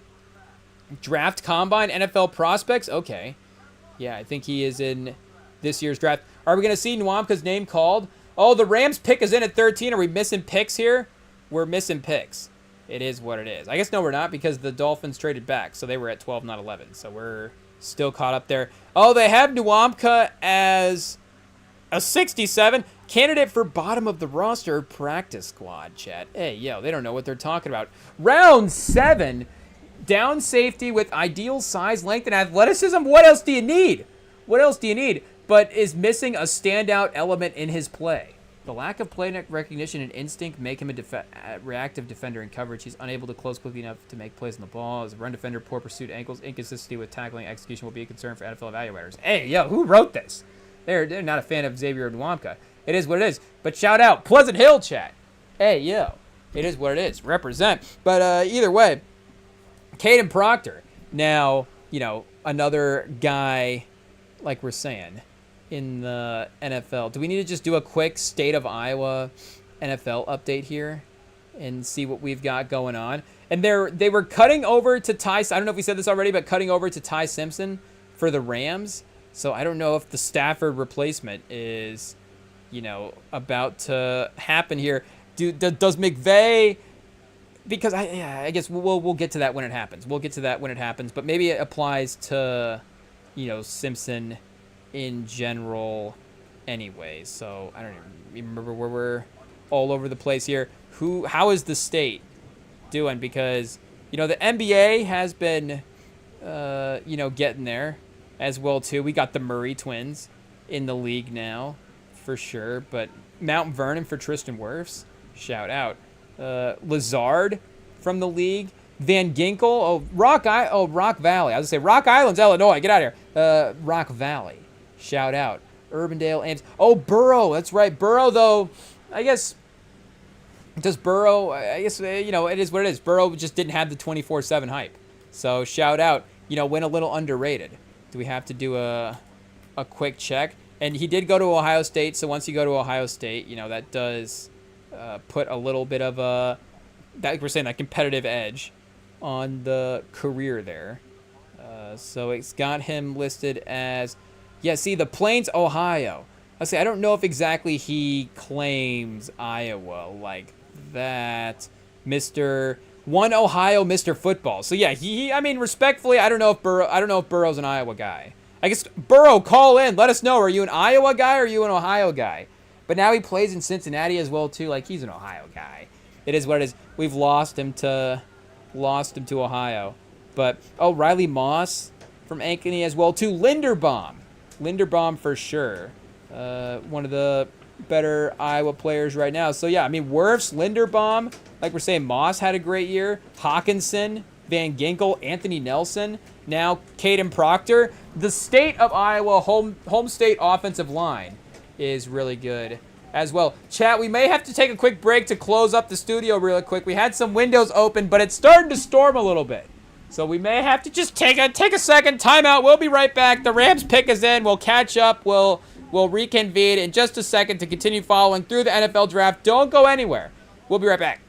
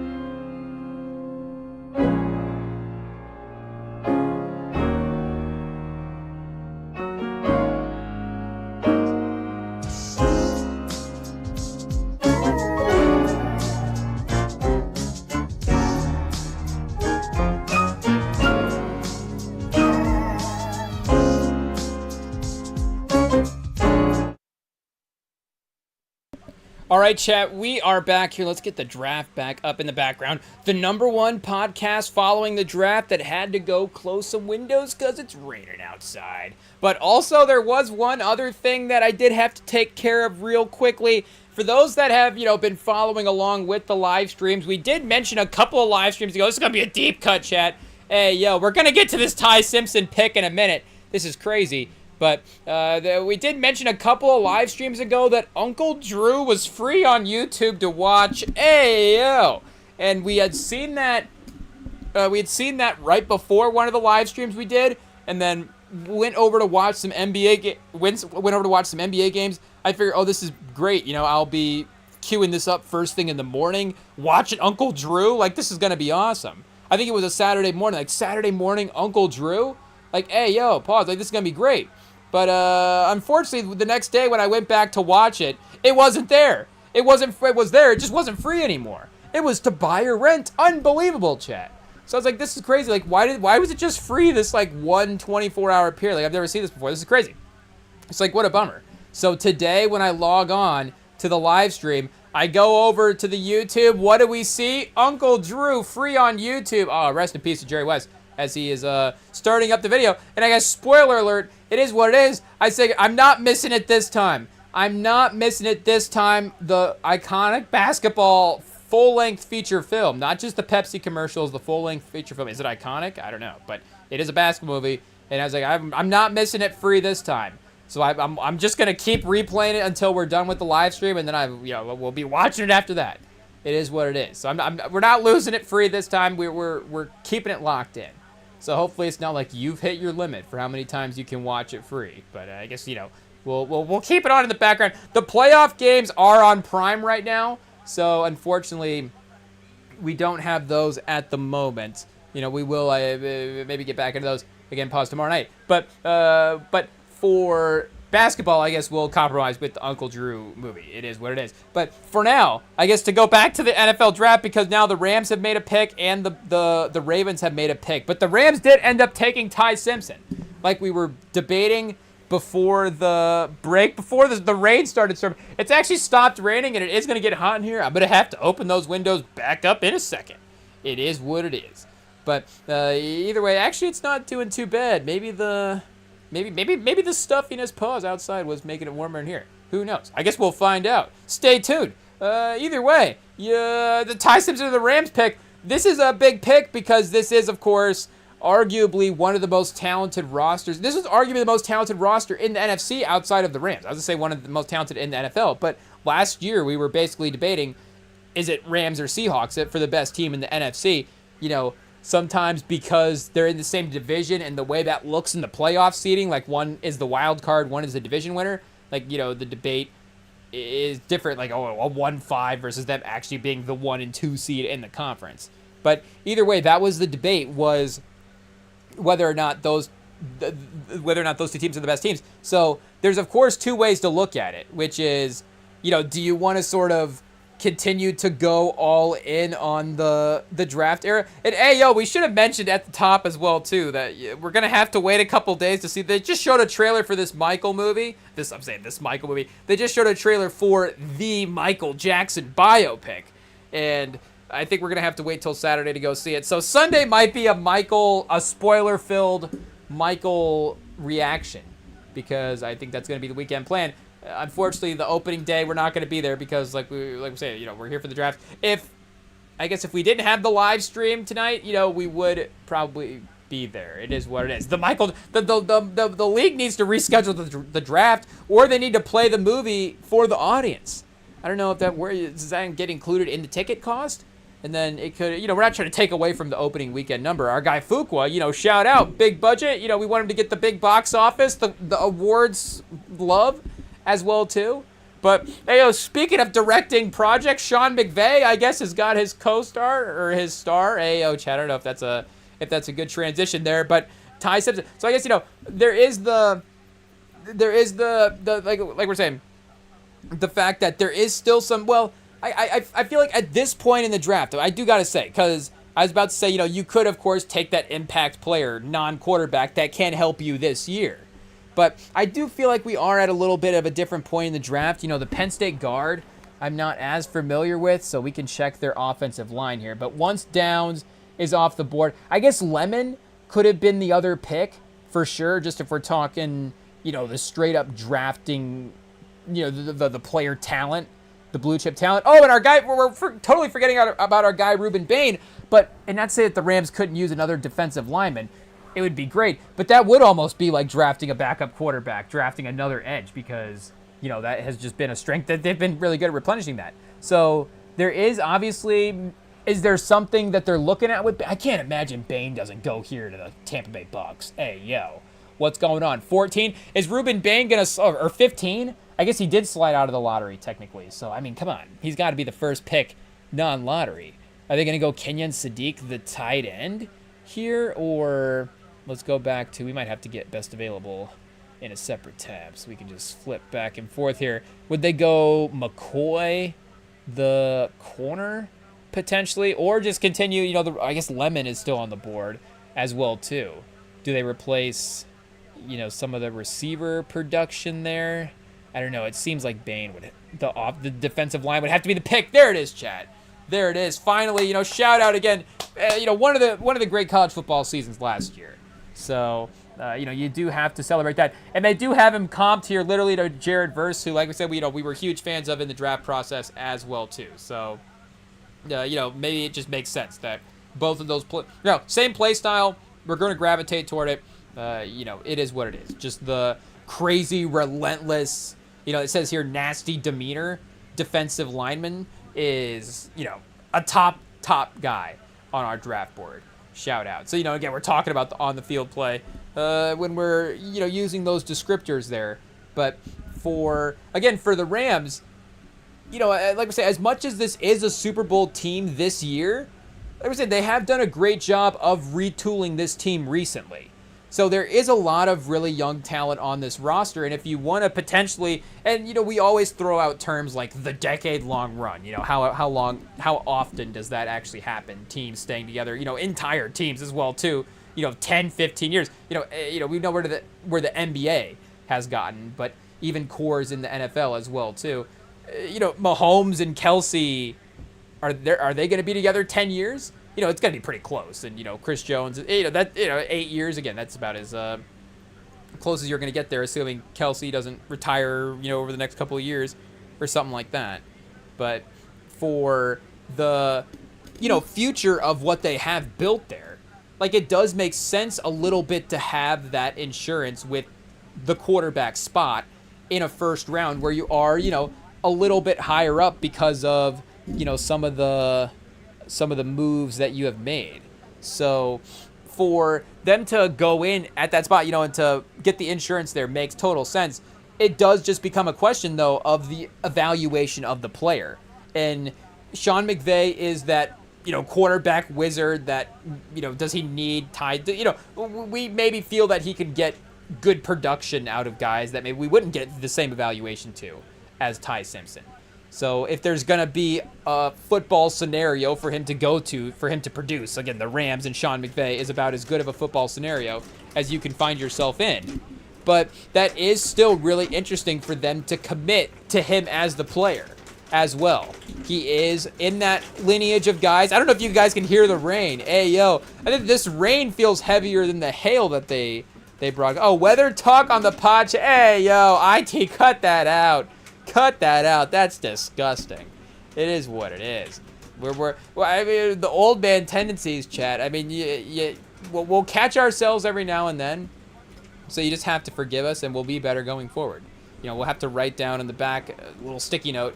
What are we saying there? Pause. Write down in the back is crazy, but we'll have to write down off the screen somewhere. No weather talk, because that's crazy work there. But Jets back on the clock for their second pick as well too. But again, just to get the what are we saying? The proof of concept in a guy like Bain, where we've talked about in the draft before, taking guys that have proven they can be in these winning football environments and produce at a high level, and he was absolutely the leader of that team that was in the national championship. So I know, are the Georgia guys the proper comparison for Ruben Bain here? again, we tread lightly when we compare him to the Georgia guys. Hey, yo, it is what it is. But either way, there is, I think, some similarities there. Some of the athletic testing of some of those guys, like Jalen Carter and Jordan Davis, is just off the charts, insane, and undeniable that those guys are going to be top 10, top 12 picks.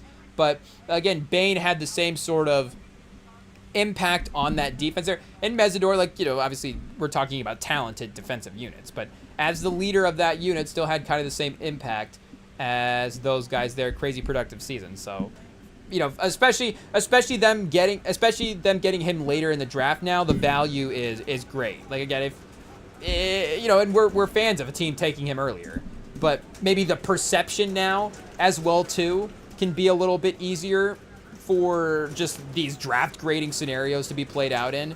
It just, as a sort of more comfortable range, I guess, for everybody. And do they have him signing the football cards? I guess we have to go back to weather talk chat, because it is loud right now. It is distracting. It is what it is. We can't hear our Uncle Drew movie. Oh, no, wait a second. It's because IT's got it muted. I guess we're listening to the draft right now. We'll listen to Uncle Drew later. But, yeah, we still have, I guess, like we said, if we were talking about for the Ty Simpson, blue chip range, Bane and Lemon. Still, I guess Kenyon Sadiq has kind of moved up, I would say, into the top maybe 2.5 tiers of the draft, if that would be a thing, from maybe it seems like the just, outside recent hype that we've been listening to. But for the most part of the process, I would say, Bane, Lemon would be the last tier. That guy's, 16, 17 picks in. And I guess Ty Simpson as well, too, gets that quarterback boost. But basically 16 guys, because, again, Mendoza we're definitely putting up in the top of the draft for just the talent evaluation there. And the Jets did take offensive or defensive line earlier with Bailey. They go, oh, chat, they don't take Lemon, the receiver. They go Sadiq, the tight end. And he did test like crazy. I get it. Kyle Pitts 2.0. But I was reading up on his blocking as well, too. So, of course, the underrated tight end skill set. Let's see what it says here. As a blocker, he plays with powerful and aggressive demeanor, despite his average size, 6'3", 241. So again, does that mean Vernon Davis? I didn't even see the Vernon Davis comp before. That just moved him into the top 5 of our draft boards. I mean, Vernon Davis is one of the great pros. I don't know, again, redraft scenario, if we go back here and see what we've got going on. 2006 draft. Oh, we could have redrafted that one. 20th anniversary. Let's see what we got going on here for the 06 draft this year. And I guess Vernon Davis was the 6th pick in the draft. I didn't even realize he went that. I guess I just read that, but didn't sink in until I looked at the draft board here. So redraft scenario. Can we go weighted value and see where he falls? I guess a little lower. It's not going to be fair. They got D'Amico Ryans over him there, but he was 2 Pro Bowls. So let's go the Pro Bowl sort. Devin Hester in this draft. Devin Hester, the only Hall of Famer in this draft. Vernon Davis versus D'Amico Ryans. Vernon Davis versus Greg Jennings. Delane Walker is interesting. Maurice Jones-Drew, Antonio Cromartie, Mario Williams, Whitworth, Elmas Dumerville, Tamba Ali, Haloti Ngata, Kyle Williams, Brandon Marshall, for sure. Jari Evans and Nick Mangold, rest in peace. Ayo. Tragic news recently. DeBrickshaw Ferguson as well, too, Chad. It is what it is. But shout out. But what are you saying? Vernon Davis, you could definitely make some cases there. Some of these defensive linemen, again, you start going the positional value there, could make a little bit of sense. But obviously, this is looking back now as well, too. Kyle Williams, 134. Elvis Dumerville, 126. Those guys weren't even in, respectfully, at the draft time, they weren't even in the conversation where Vernon Davis was at. So that's where, and, like we were saying earlier, with Carnell Tate, and even going back to the Kyle Pitts draft, if you're evaluating those guys as these top tier receivers alone, then yes, if that's where you had their receiving talent graded, it makes perfect sense to take them where you're taking them. But if you're trying to take the positional value of the tight end, you kind of do need that complete skill set. That was the thing with, say, Brock Bowers for Indianapolis. It was Bauer in here. Let me see. Was that also? Let me remember the receivers in this class as well, too, with Bowers. But he was like legitimately one of the best receiving threats, or not Bowers, Tyler Warren. Ayo, I'm getting our tight ends mixed up. Chat. The NBA brain is heavy right now. It is what it is. The Spurs title. I guess it's the fog is lifting now that Wemby is in concussion protocol, and after watching some of these early Thunders games, it seems like the league is going to gift the Thunder their title. It is what it is. That's going to be our excuse. The Spurs are going to lose to Denver in the second round, but we're going to be like, well, the league is calling it for the Thunder anyway, so it wouldn't matter. But hey, what's he? Tyler Warren. Oh man, Chad. IT, we're back. It is what it is. But what do we got? Warren does still, eat both of them as well. Both of them are, and Bowers is a better receiving threat for sure. But Warren gives you that complete skill set. And like we're saying, the underrated receiver where, as we saw when he was, playing with some, better quarterback production, like he can be legitimately, and I guess McMillan and Travis Hunter. So yeah, it was like, you could make a case that he was just straight up for those guys. I guess, and Mbuka was the guy drafted below him. So, and Mbuka and Golden is still really talented as well, too. Higgins, Burden. Here, I guess let's just sort by receiving yards and see how the class played out. McMillan did end up, did he win Rookie of the Year? He might have. 1,000. And he's, had a really good season as well, too. But I don't know if you would say that McMillan is a better football player definitively than Tyler Warren after year one.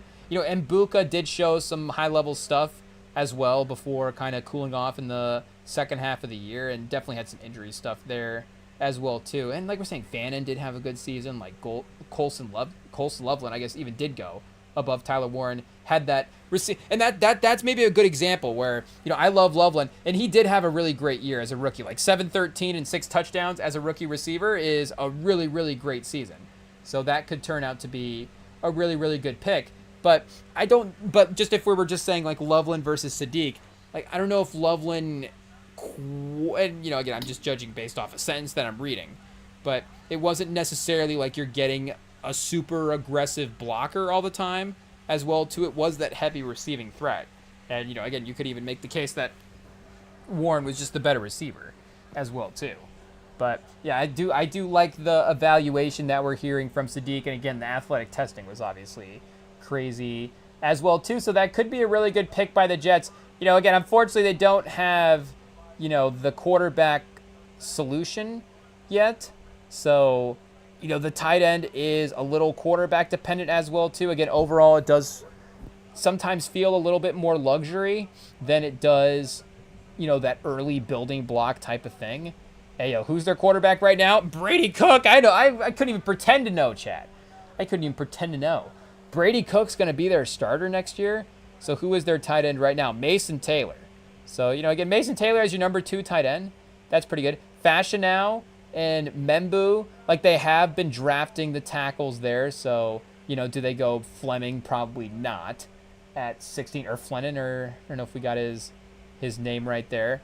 And, again, maybe some of the... You just trade Sauce Gardner, so do you go the Chiefs pick and double back at corner? And I guess that is that Colts pick as well, too. So I guess in some ways it did work out that they did take a tight end as well, because like we're saying, the Colts took a tight end last year. So Chris Ballard is extremely jealous that the Jets took a tight end with the pick that he traded to them.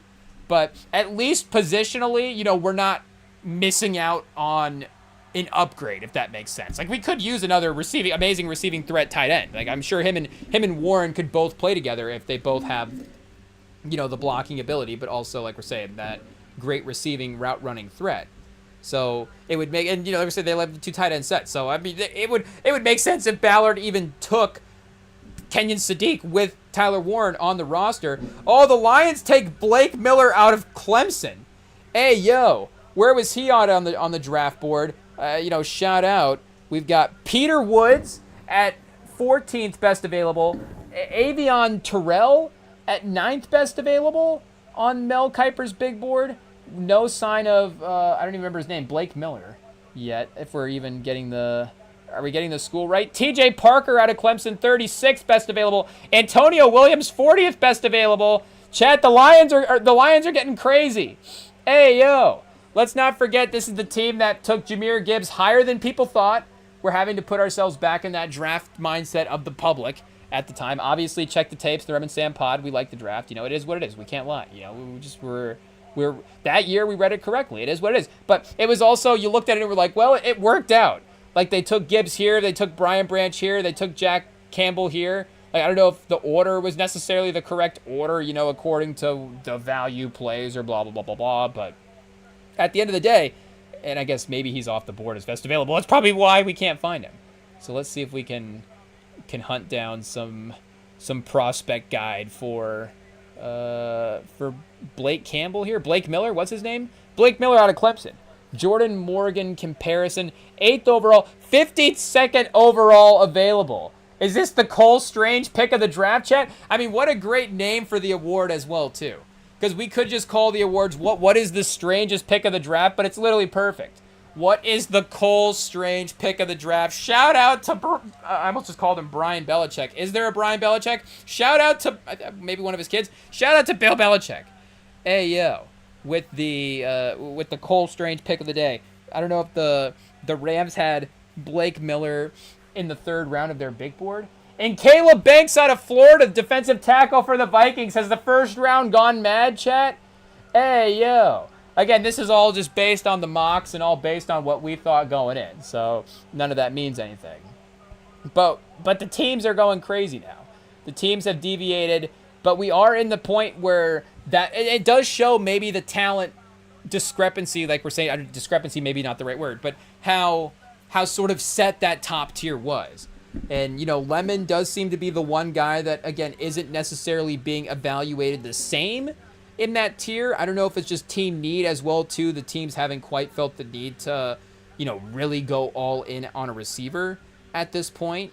But for the most part, again, the list of names that we just saw go in that top half of the draft was basically the same set list of names. And the minute we got out of that tier, it's like the teams went crazy. So I can't even blame them because, again, it's not like somebody took Caleb Banks over Caleb Downs or took Caleb Banks over, again, Arvell Reese or some of the other defensive linemen. It seems like this is the point in the board where the consensus is varying. Consensus even a thing? But the consensus is varying, a little bit more. It is a little bit more open for interpretation. But he is, I guess, 20 spots higher overall than Blake Miller just went. Javon Kinlaw is the pro comp for Caleb Banks there. And the Vikings will make their own picks. That is for sure. You love to see the teams, doing that and making their own evaluations there. Again, it does show that, in some ways there was some work being put in. Like, they're really studying the tape. But we'll have to see. Defensive tackle. The Vikings, of course, do have a sneaky stacked roster as well, too.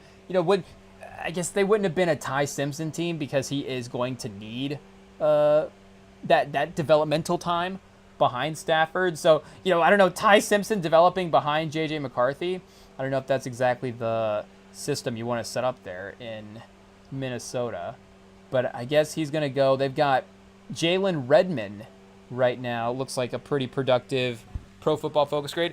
I guess Tyron Ingram Dawkins maybe is going to be fighting for some minutes in training camp. But obviously Van Ginkel and Grenard, Jonathan Grenard as well too. Like they do have the edge talent there. And Dallas Turner. I forgot they drafted Dallas Turner a couple years ago. Or a couple drafts ago. So just continuing to invest in the offensive line. Could they have gone corner here with McCoy and had him fight for the McGlovern spot, potentially? Isaiah Rodgers obviously had a couple of breakout games last year. Byron Murphy, I think can, for the most part, hold down that slot corner spot. I know that I guess the PFF grade is not there, but you'll give him the benefit of the doubt in terms of team building and the guys you're going to be drafting. We've got the Bryce Young-led Panthers on the clock at 19. So, who will they add to the... Was that the NFC South champions, or did Tampa end up winning that division last year? It doesn't even... We don't even remember. But, of course, McCarthy is going to be the lead storyline for this team. But I guess, like we're saying, the McCoy evaluation is a little different right here. Let's see what they were saying on the NFL site for him here in terms of how they have him scouted out. Again, all the grades and all these guys are pretty similar. Yeah, even Proctor as well, too, I guess, is in this top tier. Just Lemon. Mesidor, maybe? Maybe Mesidor is a guy, I guess, and maybe Ione from Penn State. But I think Mesidor might be a redraft guy. I was thinking about him versus Bane, whereas, like, I did have a thought today where I was like, is Bane the best defensive lineman on that team? Like, I'm going to have to go back and really watch the YouTube highlights. But just, again, watching what we saw last year, I mean, Mesidor was great, but Bane was just destroying those games. But McCoy right now, they have him as 5th on production score, 10th in athleticism score for the cornerback class. Suffered a torn ACL due to training in January. Okay, so that makes more sense. So I guess he's currently going to be dealing with a knee injury, probably scaring some teams off in this pre-draft process. But they've got him right now, just, in terms of some of the evaluation stuff, struggles to stay in phase with speedy route benders, loses poise and will grab, needs better physicality, displays some indecision in zone switch-offs, more drag down tackler than full body hitter. Okay, I mean, sometimes it feels like the full body hitter is the weakness in the evaluation. You're like, they don't wrap up and they don't tackle. So I guess I don't know what's going on there. But former triple and long jumper with explosive lowers. 16 passes defended, 6 interceptions over a couple of seasons. Engulfs wideout at catch points for fast finishes and pass breakups. A Tyson Campbell comparison here, according to NFL.com. And the Panthers go with offensive tackle. So Moreau Freeling out of Georgia is the pick. I mean, their offensive line is pretty solid already. So I don't know if they lost anybody in free agency there, but obviously going to continue to bulk up the tackle spot. Because, I guess maybe you maybe you go Ekwonu into, did I say his name right? Ekwonu? Maybe he goes to guard, potentially? Or does Moton go to guard? Maybe one of these guys, 6'4" for Ekam. So, a little bit shorter for your traditional tackle. Like we read for Moton, prototypical tackle size, whatever. So maybe, I guess Damian Lewis had a pretty good guard grade last year. Robert Hunt, I don't know, and Austin Corbett, kind of a, middle center grade as well, too. So maybe the Robert Hunt minutes, Equanum goes to, or maybe Lewis goes to left guard or right guard, and then Equanum goes to left guard, and then Moton goes to left tackle.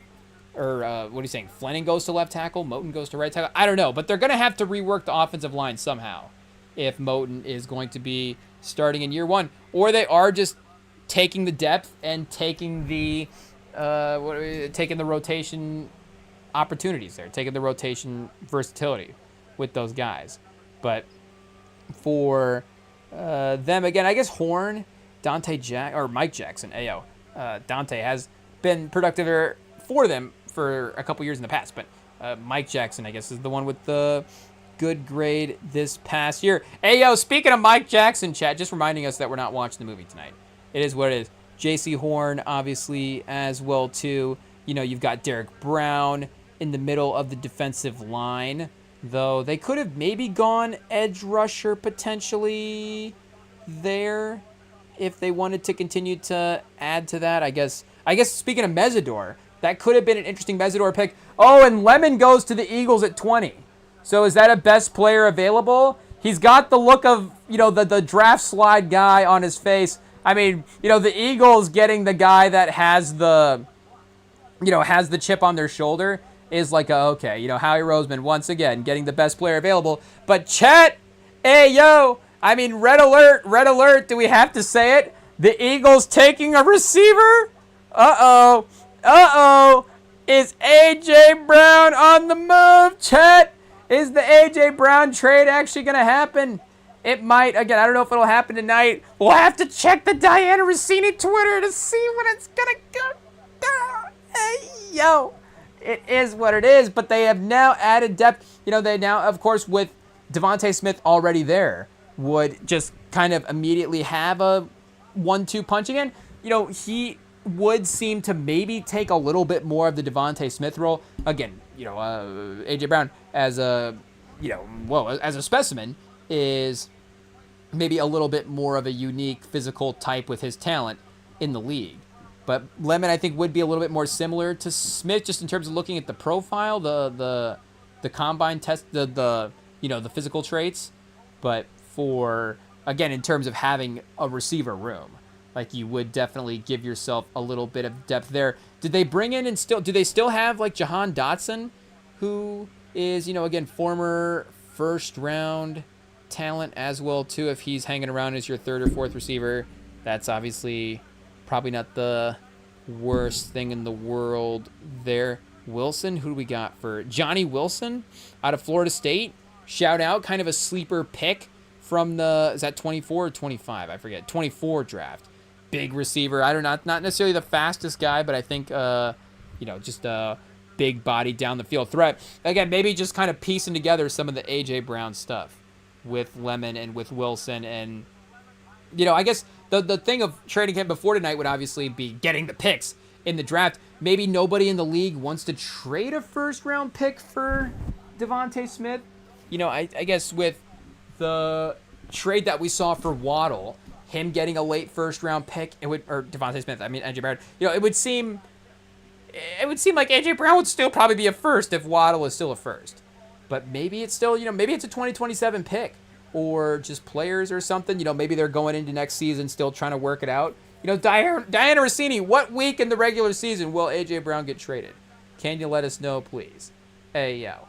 But, they will have Lemon added to the offense as well, too. So, is it a little bit fortunate that the best player available for the Eagles is finally a receiver and not one of the highest value I guess, it is one of the highest value positions in the league in terms of salary cap, but, just them having the run of, like, the defensive linemen and the defensive backs as well, too. Like, obviously real game-changing positions. Again, receiver can definitely be that.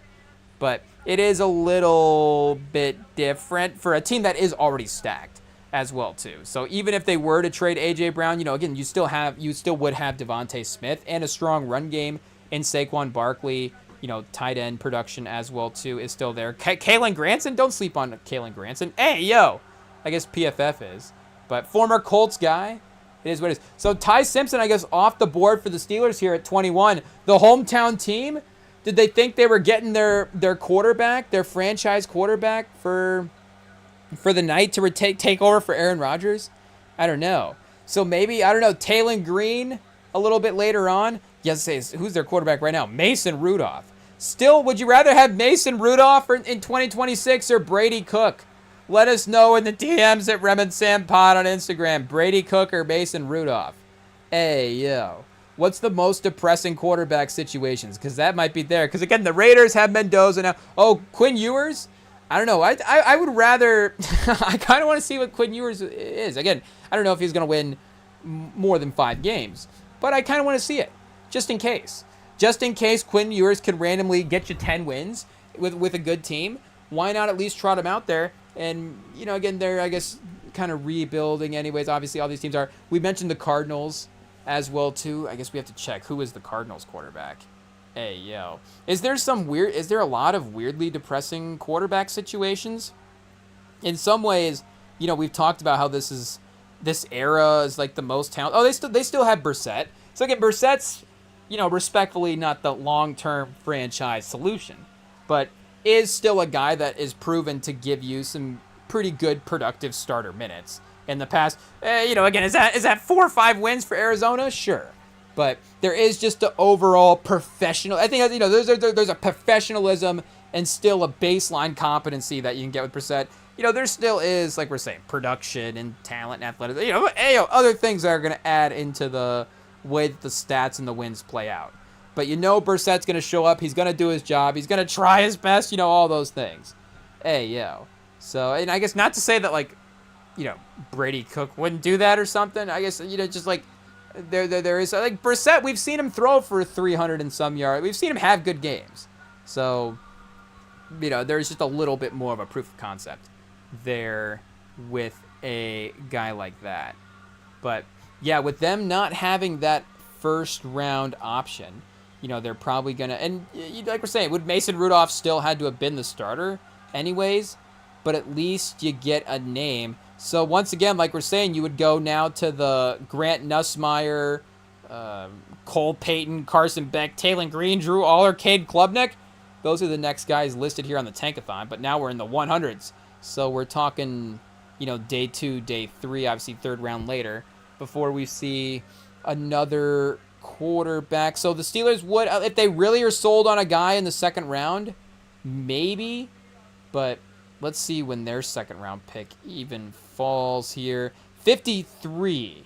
So would you potentially take a guy at 53 there? So we're looking at, them potentially at 121, or if they jump early in the 3rd round at 85.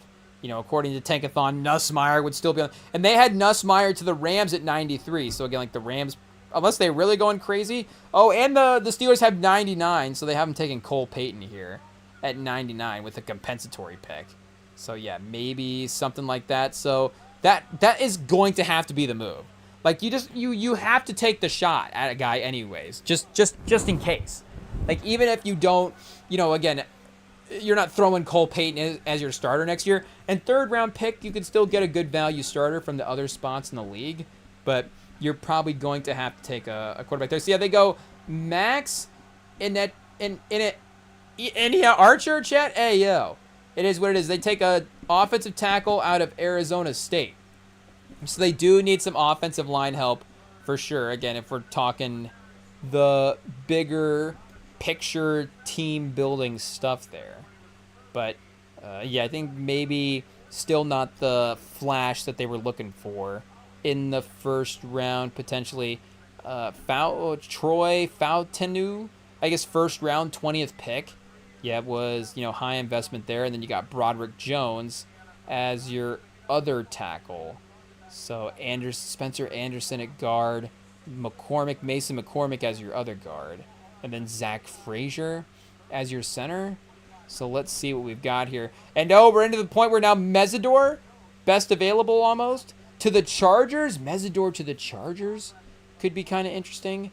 Who else do we got on the clock here? Oh, the Cowboys, the Browns. Ooh, Mesidor and Garrett would be kind of scary. I don't even know what we root for tonight now that the Colts don't even have a pick. It is what it is. Again, the Broncos traded Jalen Waddle. Our mistress team is gone, so, everybody's out, Chad. It is what it is. The Panthers, our NFC mistress team, I don't know. What are we doing, Chad? We're like Ben Affleck and Gone Girl over here. Hey, yo. But we're Colts fans through and through, all the way. We love our Colts. But what do we got going on? We've got, where are we at? Max Inia Archer taken at 21 here. Oh, compared to Eka Mekwonu. I don't know if that's just a name comparison, but tested well at the combine, tying for 2nd fastest time, late bloomer. Plays first football as junior college level. Oh, junior college level. I was going to say junior year of college. Whoa. Junior college level before enrolling at Arizona State. Is light on his feet, has good movement skills when moving laterally and climbing to the 2nd level, has inconsistent punch on film, and struggles to harness power. At times, he can be overpowered if he's off balance, but is relatively new to football and has a high ceiling and continues to develop. So again, 6'5", 321. Maybe there is a little bit of guard potential as well, too. That type of just offensive line versatility would be nice for the team to have. But, going for the foundational building blocks there, the athletic testing. So the Chargers pick is in. We're going to take one quick break here real quick, and we'll be back to continue to follow along the 1st round of the NFL draft. Don't go anywhere, chat. Hey, yo, seems like the draft so far, not bad. Not going to lie. It's another fun NFL draft night. We've still got the last 10 or so to go through here. So stay tuned. Don't go anywhere. 1st round of draft still going.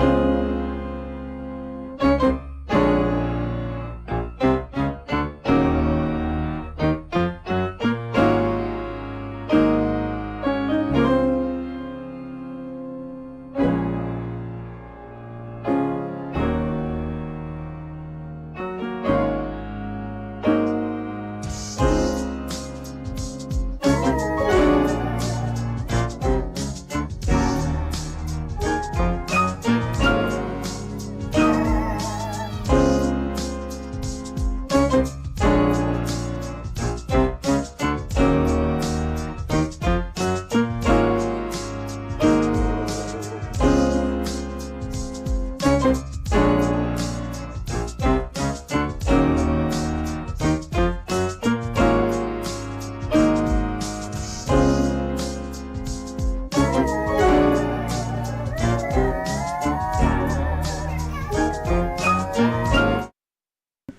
right, chat, we're back. We got the last of the first round to go through here as the picks continue to filter in. Oh, Malachi Lawrence. Hey, yo, shout out. It is the pick to the Cowboys. Were we about to make a Martin Lawrence joke? You bet. Did we censor ourselves? You bet. It is what it is. Akeem Mesidor goes to the Chargers. The pick before, as we were mentioning going into the break, D Ford, the comparison as well. Though, you know, like we were saying, is there those questions of who was the better defensive lineman between him and Bain in the run at Miami last year? The draft team was saying, I guess, you know, we could check the age as well, too, online, but they were saying that, you know, the fact that he is a little bit of an older prospect maybe was playing into the evaluation there, you know, kind of the opposite, like we're saying, of Arvell Reese, obviously. You know, I guess just kind of shows you there, like we're saying, in the age argument, you know, that's obviously a little bit more extreme than Reese versus Bailey. But, you know, if it was Arvell Reese versus Akeem Mesidor, it's like, well, okay, you know, you're getting 5 years. You're getting a full contract's worth of play, more, out of Arvell Reese, potentially, before he gets to the level, or gets to the point to where Akeem Mesidor is at, just, you know, age-wise. But either way, the production that he had at Miami was so undeniable that, you know, is a great pick. And for the Chargers as well, too, being a little bit of a, you know, better team, having that, I think, baseline, because I forget exactly what we were saying about, taking like a defensive lineman in the first round that is just a really productive starter is maybe different than taking like a 800-yard receiver in the first round or something like that. You know, you even if it is in the 20s, like, you know, Matthew Golden, for example, like, shout out. Like, you know, I'm only calling him out because it's 1 year and because we expect him to, you know, continue to get way better as well, too. The numbers as well. He was injured a lot last year, so, you know, that plays a little bit into it. And I guess 361's even a little bit lower than I was thinking. But, again, 5 games started as well, too. So not really getting a ton of playing time. 44 targets on the year, 29 receptions. So, you know, go per start or something. You know, is he getting 9 targets per start? I don't know if it's quite that much the other way around. But either way, you know, you probably want a little bit more out of your first round receiver than, you know, certain type of production. But for a defensive lineman, like we're saying, if Mesidor is a consistent, you know, low-end double-digit sack type of guy, high-end, you know, 8, 9 sacks, but consistent pressures and stuff, you know, some of those non-box score defensive line stats, then that becomes a real great pick as well, too, there. And that is the other thing, obviously, for defensive linemen, is there are receivers and running backs, you know, they kind of have stats in some ways. Like, you can obviously block, and there can be gravity as well, too, in the way you run your routes and open up things for other guys, but for the most part, you know, the stats are the stats for the receivers there. You know, we can argue within that sort of the varying degrees and orders. But for, again, the most part, it kind of correlates pretty directly there. So, you know, Owe is Adafe Owe for the Chargers. They have Tuilupo from USC, who was a pretty good second-round pick a couple years ago. You know, big fan of his game. And Tahrir Tart as well. Like, the defensive line is pretty solid, but I guess you get a little bit of a boost there with Dupree as well. And he could, especially, you know, Khalil Mack as well, too. Where did Khalil Mack go here? I guess there he is. He's listed there, so I don't know why they don't have him necessarily in the starting lineup. But either way, you know, now you can kind of end cap your defensive line in a different way, but, you know, add the extra depth and a little bit of insurance as well, too, if he would have, you know, if he were to miss some time over the course of next season. Oh, Cole Strange on the Chargers. Hey, yo, shout out. Speaking of Cole Strange, of course, like we said, Blake Miller, the honorary Cold Strange pick of the night. Hey, yo, what is this trailer, chat? We've got a creepy face right now just strapped to a hospital bed. Even worse than the Joker. It looked like... Oh, wait a second. I just saw it just said the Gotham City police car. What is this? Is this some sort of Batman? Oh, it's Clayface. Whoa! Oh, chat. Look at that. Look at that. Is he paying homage? It did kind of look like not the Joker, but I guess Harvey Dent. It did look a little bit like Harvey Dent there. Unfortunately for Harvey Dent, I guess they didn't for some reason bandage up the side of his face that needed bandaged up. I guess what happened there. We're going to go back and rewatch that scene.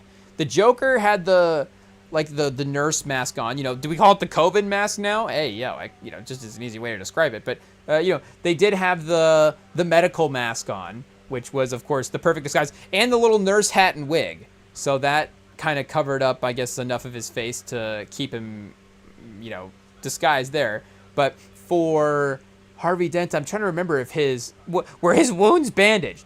Were they just like, it's hopeless? His face is fried. They're like, what is gauze gonna do for this? He's missing his entire left side of his face. Like, sorry, Mr. Dent. I just thought that maybe you were a little past the phase of gauze. And we just, maybe just let it air out, honestly, is the best bet at this point. Just old school medical tactics. So Clayface, I guess, gets bandaged up. But they just showed a little thing as well. I'm, and not being a comic book guy, the guys that don't have crazy film legacies, like, I just don't know as much about those characters. So the DC universe just hasn't quite had as many characters be translated to film, I would say, as the Marvel Cinematic Universe, or just on a major scale as well. And maybe it's just the amount of movies with the Marvel guys. Or, maybe if we actually count the characters up. But now at this point, yeah, there's so many characters. It is, I can't keep up at this point. I guess we're not going to start naming the shows that we're not going to watch. Hey, but some of them we just haven't watched. It is what it is. But either way, I just don't really know anything about the Clayface backstory. But they just showed him, doing kind of like a face wipe with his hand. Ayo. And kind of did a smear effect on his face. So, again, Clayface. Ayo. Is he like the Thing? Where he's kind of like a big clay guy almost, but just not, rocks like the Thing is, a little bit more moldable. I don't know. Ayo, pause. And Casey Concepcion going to the Browns. So again, all in on Shedeur Sanders. They get a dynamic athlete receiver. Definitely kind of, I would say, a weapon guy. You're gonna need the creative mind. I mean, he's a great athlete, so he's gonna hopefully create separation, get open on his own right. But having a creative offensive mind, I think, to set him up with good plays would be, hot take for a receiver. That would be incredibly helpful. But like we said, Tillman on the outside can kind of be that one-on-one down the field winning receiver. You've got Judy working over the middle of the field, but maybe even Corley as well too, kind of working over the middle of the field, and then Concepcion can kind of be your dynamic play, jet sweep, gimmicky, wheel route. Now he's flying down the field type of guy. Judkins as well too, rounding out the game. You get a good offensive tackle. Chet, the Browns lock him in. What, they win 5 games last year? 7-9, 7-10, 8-9. They might be 8-9 next year, chat. Shedeur Sanders, how many games does he have to win in Cleveland before he gets his number retired? Hey, yo, it is what it is. Did he have a winning record in Colorado? And I don't know if Cleveland have they had any other quarterbacks besides Otto Graham. I guess, do they do the Cowboys thing? Do they not retire numbers? Do they just have a Ring of Honor? Oh, no, they do. They have Otto Graham, Jim Brown, obviously, Ernie Davis, Don Fleming, and Lou Groza. Oh, Lou Groza, sneaky, one of the great NFL players of all time. One of the 20 best, chat. Otto Graham. The Browns have 3 of the 20 best players ever. 3 of the best players in the 50s, for sure. I mean, makes sense why they were... I mean, come on. You got Lou Groza, Otto Graham, and Jim Brown as the cornerstones of your offense. Makes sense why you're winning 10 titles. And that offense is as strong as it is. That type of... Have we ever seen a left tackle, quarterback, running back combo that strong? I honestly don't think so. Who was the Broncos left tackle when they had Elway and Terrell Davis? Or, even just a Jim Brown autogram combo. Hey, yo. Like, Emmitt Smith played with Aikman, shout out. Is Aikman on the level of autogram? He might be. But I don't know if Emmitt's on the level of Jim Brown. I mean, respectfully to Emmitt Smith. I mean, come on, Chet. Jim Brown behind the 90s Cowboys offensive line? I mean, the Cowboys are winning the Super Bowl every year. It is what it is. Jim Brown might average 1,200 yards a year. Not 1,200. I meant to say 2,100. 2,100? Did I get my ones and twos correctly there? Because the 2,000 would be the more impressive one. So Jim Brown would average 2,100 yards per year behind that offensive line. That would be, with all due respect to Lou Groza and Otto Graham, that might be a little bit. I guess they did have Larry Allen as well, too. Ooh, chat, that is close. Larry Allen, Emmitt Smith, and Troy Aikman versus Jim Brown, Otto Graham, and Lou Groza. And am I getting the years right for all these guys? We've got Lou Groza in the 50s. I guess Jim Brown late 50s, early 60s, 57 to 65. So, I don't know exactly how, but it was Lou Groza was playing quite a bit there. So, let's go, back. Let's see Otto Graham here real quick. He played, Otto Graham never played with Jim Brown. Ooh, he played till 55. So Lou Groza's the one guy that played with both? Oh, chat, interesting. So Otto Graham did it on his own. Pause. Whoa, I guess in kind of late 40s as well, too, in the mix for some of those championships. The Browns were winning in the 40s? It's been that long, chat? The 40s? What are we doing? And I guess in some ways, the 40s are close. We can't forget the 40s. Ayo. But from a football standpoint, the 40s, is quite a bit. But shout out Casey Concepcion.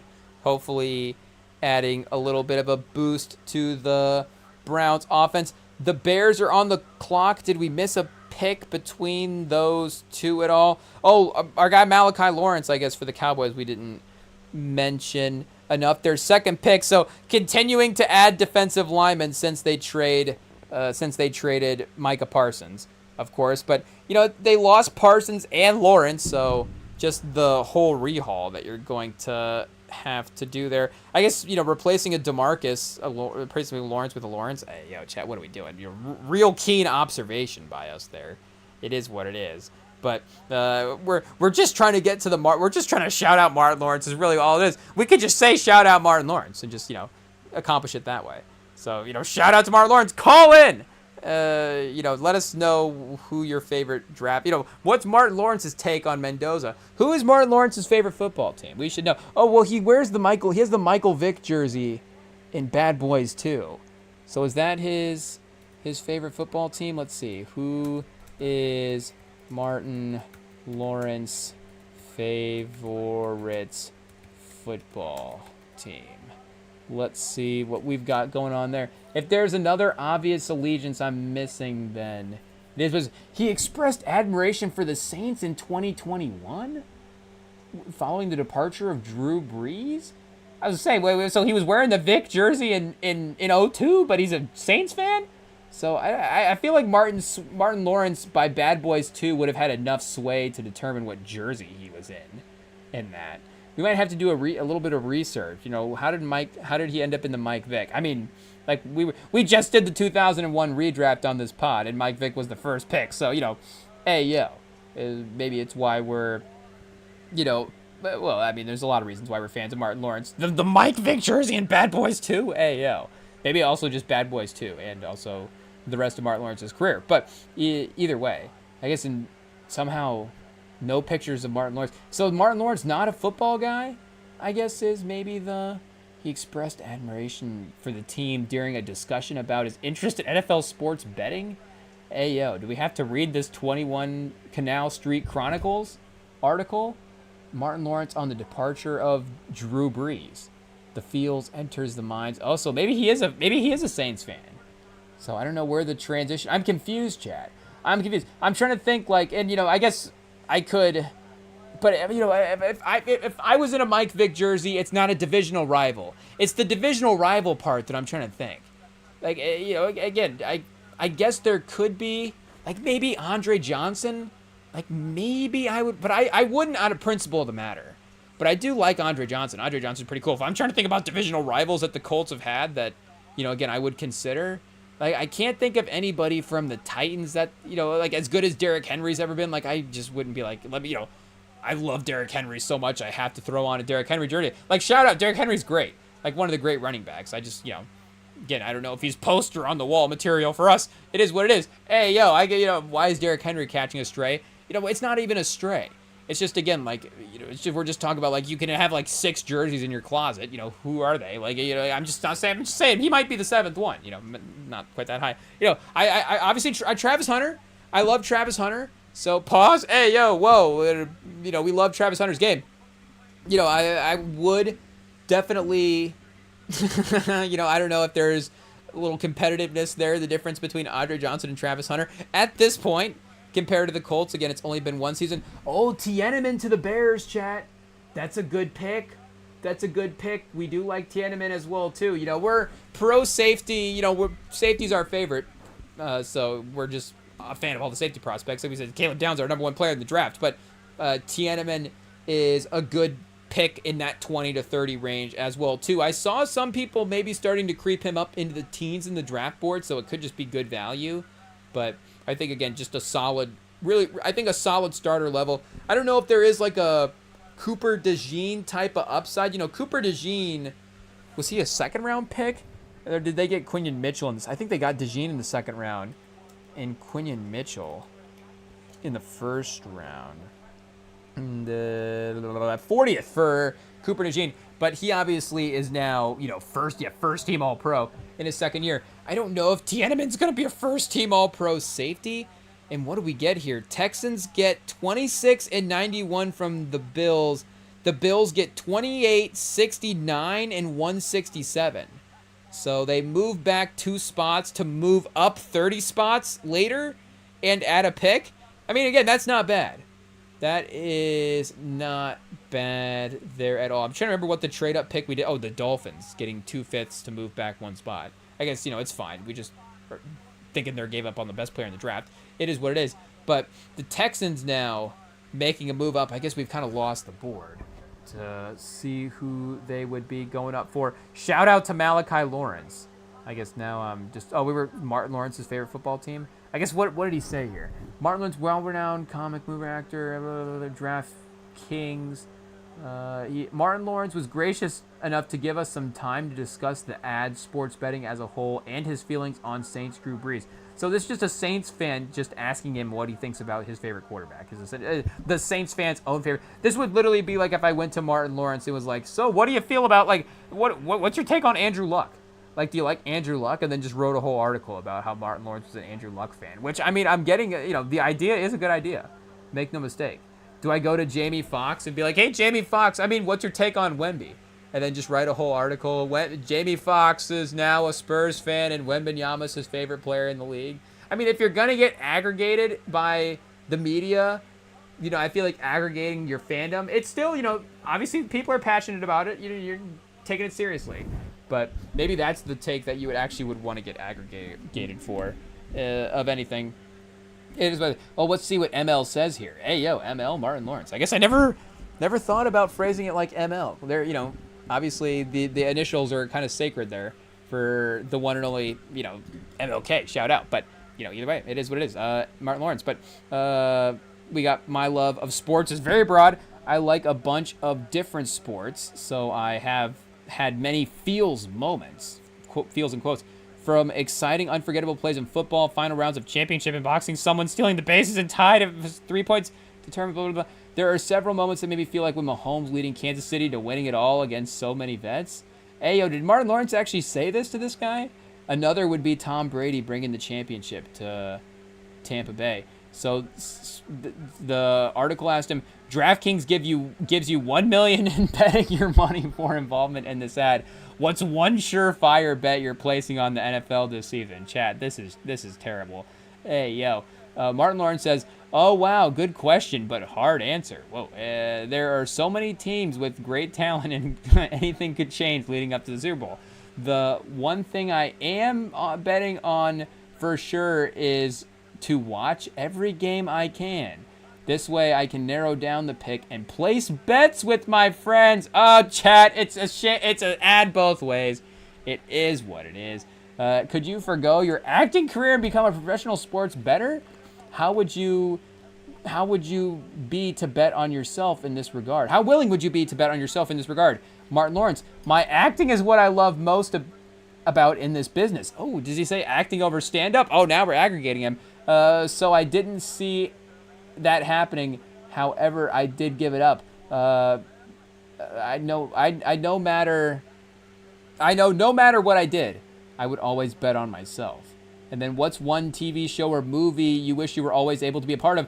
I would have to say Training Day, opposite Denzel Washington.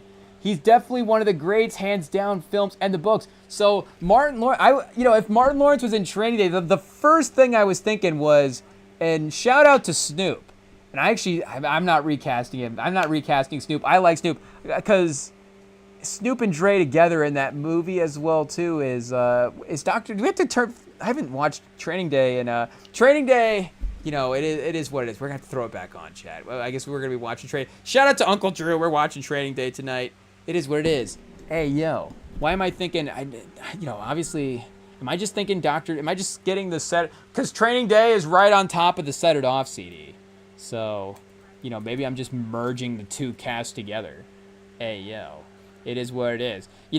Can we recast Jada Pinkett into Training Day as well too? If we're recasting. But let's see here, filmography. Yeah, he is in Training Day. Okay, so I'm not crazy. But him and Snoop in that are good together. That's obviously. I panicked. Hey, yo, it is what it is. But I feel like the problem with taking Snoop out of that is, again, I like I'm saying, I like the fact that it's Snoop and Dre, and it's them just being, anytime they're together, it's great to see. Shout out, one of the legendary duos. But Martin Lawrence would be good in that role that Snoop is in, that minor role. I'm sure, again, like if you put him in the house with where they drag Jake into the shower and try to, shotgun his head off, spoiler alert, then I feel like he could definitely be in there as well too. I don't know if he quite brings the dramatic tension. Those guys are good in that scene. And especially is it Smiley? The one guy that's going really crazy in that scene. The other guy, the main guy that is carrying the scene, is doing a really good job, but Smiley's really going for it there. But and maybe Martin Lawrence could be, I guess, who is that guy? We got to look at that guy's actor name. Now, shout out to him. One of the great, sidekick gangster roles that anybody has ever played. Let's see what we got here for Terry Crews, uncredited game. Did he take the Terry Crews role? I guess he just what are we saying? We're just put Martin Lawrence in the ending scene, chat. Hey, yo. It is what it is. Okay, Cliff Curtis is... Oh, Smiley is the main... Okay, so who's the other guy? See, now I don't even know the names of the gangsters. Who's the other guy that is... we need all the gangsters here. Snoop Dogg is Blue. Dr. Dre is Paul. Macy Gray. Charlotte and Eva Mendes. Is it not the PD? Not the Moreno? I don't know, chat. Oh, Moreno? Maybe? Bone? Is it Bone? Hey, yo, I guess we got to go back and learn the names of the gang members as well, too. In that, it is what it is. I guess we're not always the best at it. Who is this guy? Doug Rosselli? Doug Rossini? Hey, yo. Okay, I guess maybe getting distracted there, thinking of something else. But either way, Martin Lawrence in Training Day in the Ethan Hawke role would be crazy. Because... no disrespect to Martin Lawrence. I mean, again, Training Day is great because it has two of the greatest actors of its generation, like legitimately the greatest actors of its generation in the role. And, Bad Boys is, for the tone, I think what they accomplish is equal to what Ethan Hawke and Denzel accomplish in Training Day. Like those guys in the action vibe versus Will Smith and Martin Lawrence in the comedy vibe. Like, both of them are as good as you can get. But I don't know if Martin Lawrence quite gets the action vibe that Ethan Hawke will get. And Ethan Hawke is very funny, as well too. I mean, I don't know if Ethan Hawke could bring this. Ethan Hawke's not doing the chaotic stuff that Martin Lawrence is doing in the Bad Boys franchise. Now, I mean, Denzel can be in anything you want. So if if it was Denzel and Will, if you just make it a 3-person Bad Boys combo, I guess, and go Denzel, Will Smith, and Martin Lawrence, and now it's like them going to need like the help of like I guess it would have been an O2, so it wouldn't even have been like an older cop necessarily. I'm thinking maybe now, I guess, maybe them going to need the help. I guess, them being older cops going to need the help of an older cop. Hey, yo. But either way, no disrespect to Martin Lawrence. I want to see Martin Lawrence in anything, but Training Day, you cannot recast Training Day unless, like we're saying, maybe Jada Pinkett in Training Day. Other than that, it's perfect. It is what it is. But what have we been saying here? Oh, they just asked him, how do you think the Saints... Yes, see, they just asked him, how do you think the Saints will do now that Drew Brees is retired? So this is great. I guess speaking of Denzel, we got to hunt down Denzel and ask him a bunch of questions, I guess. But the main thing we're going to ask Denzel, what do you think the Colts are going to do this year? And then we can write an article. Denzel's a Colts fan. It is what it is. He said it. He said it himself. I think Denzel... I guess his football is Denzel like a Giants fan or something like that? Does he have the football allegiance? Denzel's obviously a bigger basketball guy, so maybe we'll make him a Spurs fan in our article instead. And he, my man, I appreciate Wemby, but they're not my team, and we're working on that's not we've already proven over the course of this that we can't do impressions. It's just imitation is the proper form of flattery. Again, we tread, not proper, what's to say, the highest? I don't remember the saying. But we tread lightly either way. It's just for the flattery part of it. But either way, we got to get back to the draft. Shout out to Martin Lawrence. Shout out to Malachi Lawrence going 23rd to the Cowboys. It is what it is. So we've got quite a few guys here. We did say Concepcion and Teneman going for those 2 picks. And with the Texans trading back Kellen Rutledge from Georgia Tech. So, I mean, kind of shows why they traded back as well, too. Number 58 on the big board. Another bit of a, outside liar from the typical draft analysis stuff. And was probably going to be there in those couple of picks. They probably could have kept trading back. They probably were making calls. They were like, we can trade back into the 50s and still get our guy. But they go offensive line, guard, and I feel like Kenyon Green, when they took him a couple of years ago, that might have gotten to the point where once we got to the draft evaluation process, he was kind of being drafted to where he was being evaluated. But I feel like maybe that was a little bit of a reach pick as well too. Again, I guess we'd have to go back and double check draft boards at the time. And the Patriots just took Caleb Lomu out of Utah, a second Utah offensive guard going in the first round. The Patriots also making a contender for the Cole Strange pick of the night. And we've got the Chiefs again back on the clock. They didn't trade a first round pick earlier, only that 3rd and that 5th. So they will continue to add to the team. I mean, again, we got to say it. The Chiefs might end up being the winner of the draft. You get Mansour Delane. I guess we're going to skip a couple picks here. Who's best available? I guess, imagine they go McCoy and McLean and double back in the corner. Denzel Boston, though? Ooh, chat. That would be a draft. I guess, you could always maybe use a little bit more boost on the offensive line. We did just see that run of offensive linemen go. So we got to update this as well, too, because Mesidor and Tiananmen are gone. Cooper could potentially be another option as well. For offensive linemen, it looks like best available. We're looking at Chase Benotis? Chase Benosinis from Texas A&M. Number 33 overall rank. Number 2 inside offensive lineman. So I guess not bad according to the ESPN boards. And I guess, is Rashee Rice playing this year? What's going on with Rashee Rice? If he is back playing, of course, the receiver depth is there. Hollywood Brown still there. And then, I guess, is Hollywood Brown still there? Worthy is still there. Where's Hollywood Brown at, chat? We got to do a off-season update check and see what is going on. Oh, he's in Philly now. as well too. Hey yo, so they got Hollywood Brown and Mekhi Lemon, chat. Oh, AJ Brown is out of there. Hey yo, it is what it is. AJ Brown, I mean, again, maybe he is going to the Chiefs. Imagine an unofficial AJ Brown for Marquise Brown. Hey yo, Hollywood Brown swap would be kind of interesting, but either way. For the Chiefs, next pick could be in that same line. Peter Woods, defensive tackle, is a name that was kind of up there for a lot of the draft process. I guess he's a little bit farther down now at this point. Chris Brazil, they're probably not going to jump up that high. Jadarian Price, if they need to go with a running back, I guess it could be Price as well too. Would they need running back a little bit more than receiver? Who do they have right now? Brashard Smith as their running back. So that could be a second round address. Again, they will still have that. Where's their second round pick? 74 was their third. Their second round pick is going to be 40. Oh, D'Angelo Pons, the corner from Indiana. I mean, that'd be a good pick as well too. I mean, Mesidor and Pons, your secondary somehow gets better after trading Trent McDuffie.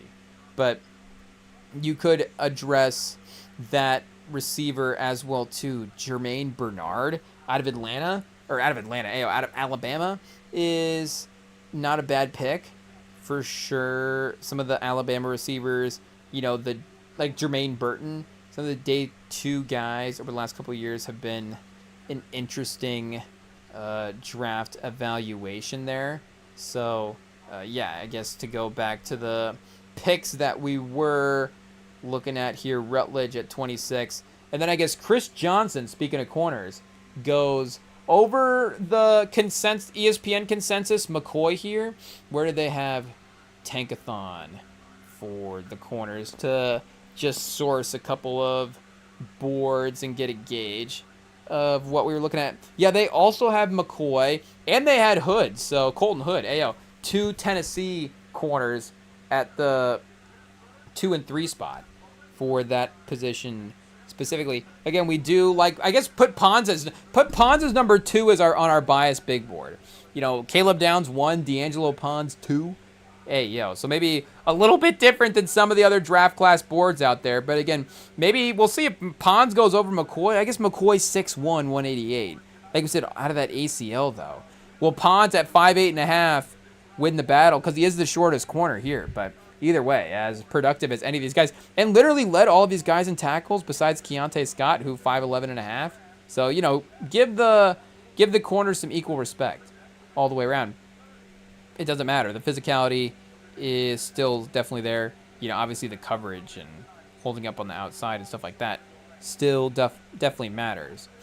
But the interesting sort of slide, I guess, from McCoy potentially out of the first round is, a couple of picks away here because we are at 29. And I guess, the pick is in on the ESPN for Kansas City, and we know it's not McCoy because he's still best available. So, and it's not Denzel Boston either. He's still best available. Let's see what we got. Did they make a little bit of an off-the-wall selection? Speaking, shout out to the Michael Jackson biopic. Off the wall. At what minute will we get off the wall? Oh, it is Peter Woods. It is Peter Woods. So we go back to that Caden Proctor lane of will the teams evaluate based on sort of, again, the easy way to phrase it is these guys were higher in the evaluation in the past. And how much of some of the slide of what happened in the season for the team or various reasons, causing them to fall down the boards. How much are they going to let that play into their evaluation? And if you're just a team like that, again, that is going to matter where you're thinking end of the first round. Again, Kansas City, they're not necessarily going to want to be there. I know they got the pick because of the trade. Or, and they're not going to want to be at the top of the draft. This is where they're normally going to be at. So they're looking for that type of talent that has, slid in for a various reason or two. So I do kind of like the investment anyways. Gives you some insurance / long-term option. Chris Jones, like we're saying, I think he could still be, 2 or 3 years at the peak of his, game here still really, really productive. You know, peak of his powers maybe a little bit of an exaggeration, but still, he could be really, really productive for a couple of years still. But to continue to have more options there is a good thing. And he hasn't really had like a dynamic interior teammate, if I'm not mistaken. He's had really productive guys, and they've obviously had great edge players throughout the course of this run here. But I don't know if he's quite had that other tackle to play inside with him. Pause. Whoa. Hey, yo. So, again, it's draft talk, chat. It is what it is. But, yeah, that will be immediately... They've got Zach Pickens right now as the listed defensive tackle in the starting lineup on PFF. A 29.7. Again, that's out of 100 grade for Zach Pickens. So I think Peter Woods has a good chance to step in and start. Now Karlaftis, Jones, Peter Woods. Hey, yo, you're kind of building back up the trenches again. And it was Delane and Peter Woods. I mean, it feels like the Chiefs recipe in the Mahomes era. Somehow they're able to draft these guys, flip them into have multiple first round picks a couple years later and retool the team. And, you know, again, do you retool a team in 2 picks? But feels like guys that can legitimately step into a, you know, again, already pretty good lineup as well, too. But can legitimately step into a lineup and give them legitimate starter minutes right away and be what they need. So Peter Woods can, like we're saying, step in and play tackle. They'll get the corner production out of Delane, and he might even, you know, have... I guess McDuffie, if we're talking about the tackles and stuff, again, like McDuffie is a pretty good one-on-one hold-up on the outside on his own type corner. But Jets on the clock for their... Is it their second? Is it the third pick of the first round? They had 3 picks tonight? Or did they? I think they just traded with San Francisco. Hey, wait a second. We're locking back in. Oh, for Cooper. Hey, yo, Omar Cooper Jr. Can we do the voice? We might be able to do the Gus Johnson voice crack in a second. Hey, yo, we are getting into that territory at this point. I guess we'll blame, you know, the toll of the live stream on it. You know, again, is that just Gus Johnson's default setting? It is what it is. But Omar Cooper Jr. is the pick to the Jets. So they got Sadiq and Cooper Jr. Am I remembering that right? The Jets were the ones that took Sadiq earlier in the draft. So really investing in the weapons, yeah. Along with David Bailey. Very interesting trio of first-round picks to walk away with. Again, 3 highly talented guys, for sure. This is definitely a very, very productive draft for the Jets. You know, again, them being where they're at in the quarterback class is going to have the team is going to have a certain perception because of that. And maybe Brady Cook's like a sleeper as well, too. We can't rule that out. Like, it is a slim yeah, we can't just immediately call it. It is a possibility.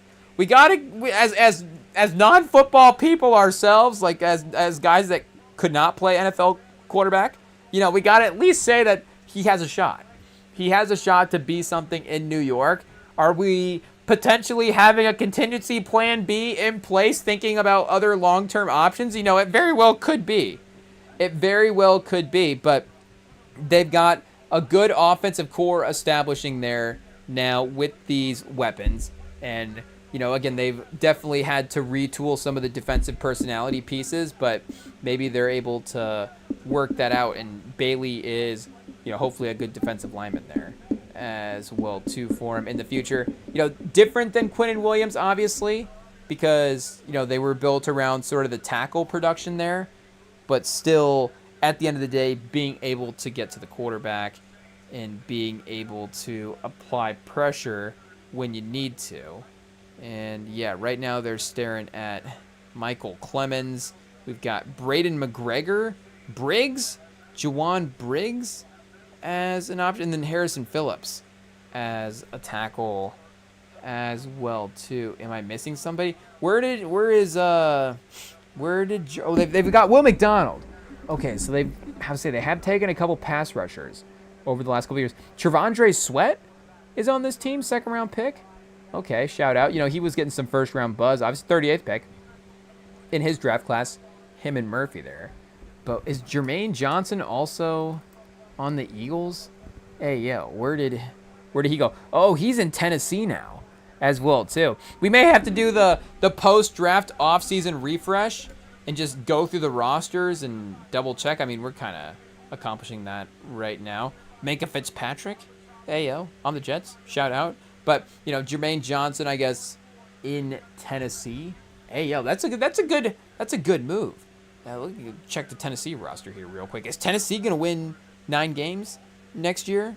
What's gonna happen? Oh, that's Tampa Bay, not Tennessee. Tampa Bay, somebody's gonna not win 9 games in the NFC South, so lock that in. But Tennessee with Cam Ward, we are keeping an eye. And Hendon Hooker as well too. Fun quarterback class. Yeah, Simmons, Snead, if he's able to, get back on track with his production there. So you're bringing in Carnell Tate with Calvin Ridley as well too. That's right. I mean, not to say that I guess we did forget about Calvin Ridley, but Calvin Ridley, I wouldn't necessarily call his season forgettable. What was his pro football grade here? 67.8. Yeah, like it was fine. Again, was he elite overall? The best version of Calvin Ridley we've ever seen. Oh, the Titans, they trade back in? Did they just trade back in? They're at 31 again. So some of these teams at the top of the first round, really stacking up here. But let's see. We got to catch up with the picks. Oh, Kendrick Falk. It looks like, as we spoil it real quick on this ESPN, Goodell's making the announcement on the TV version right now. So, yeah, that is, defensive building block, like we're saying, as they continue to build that out.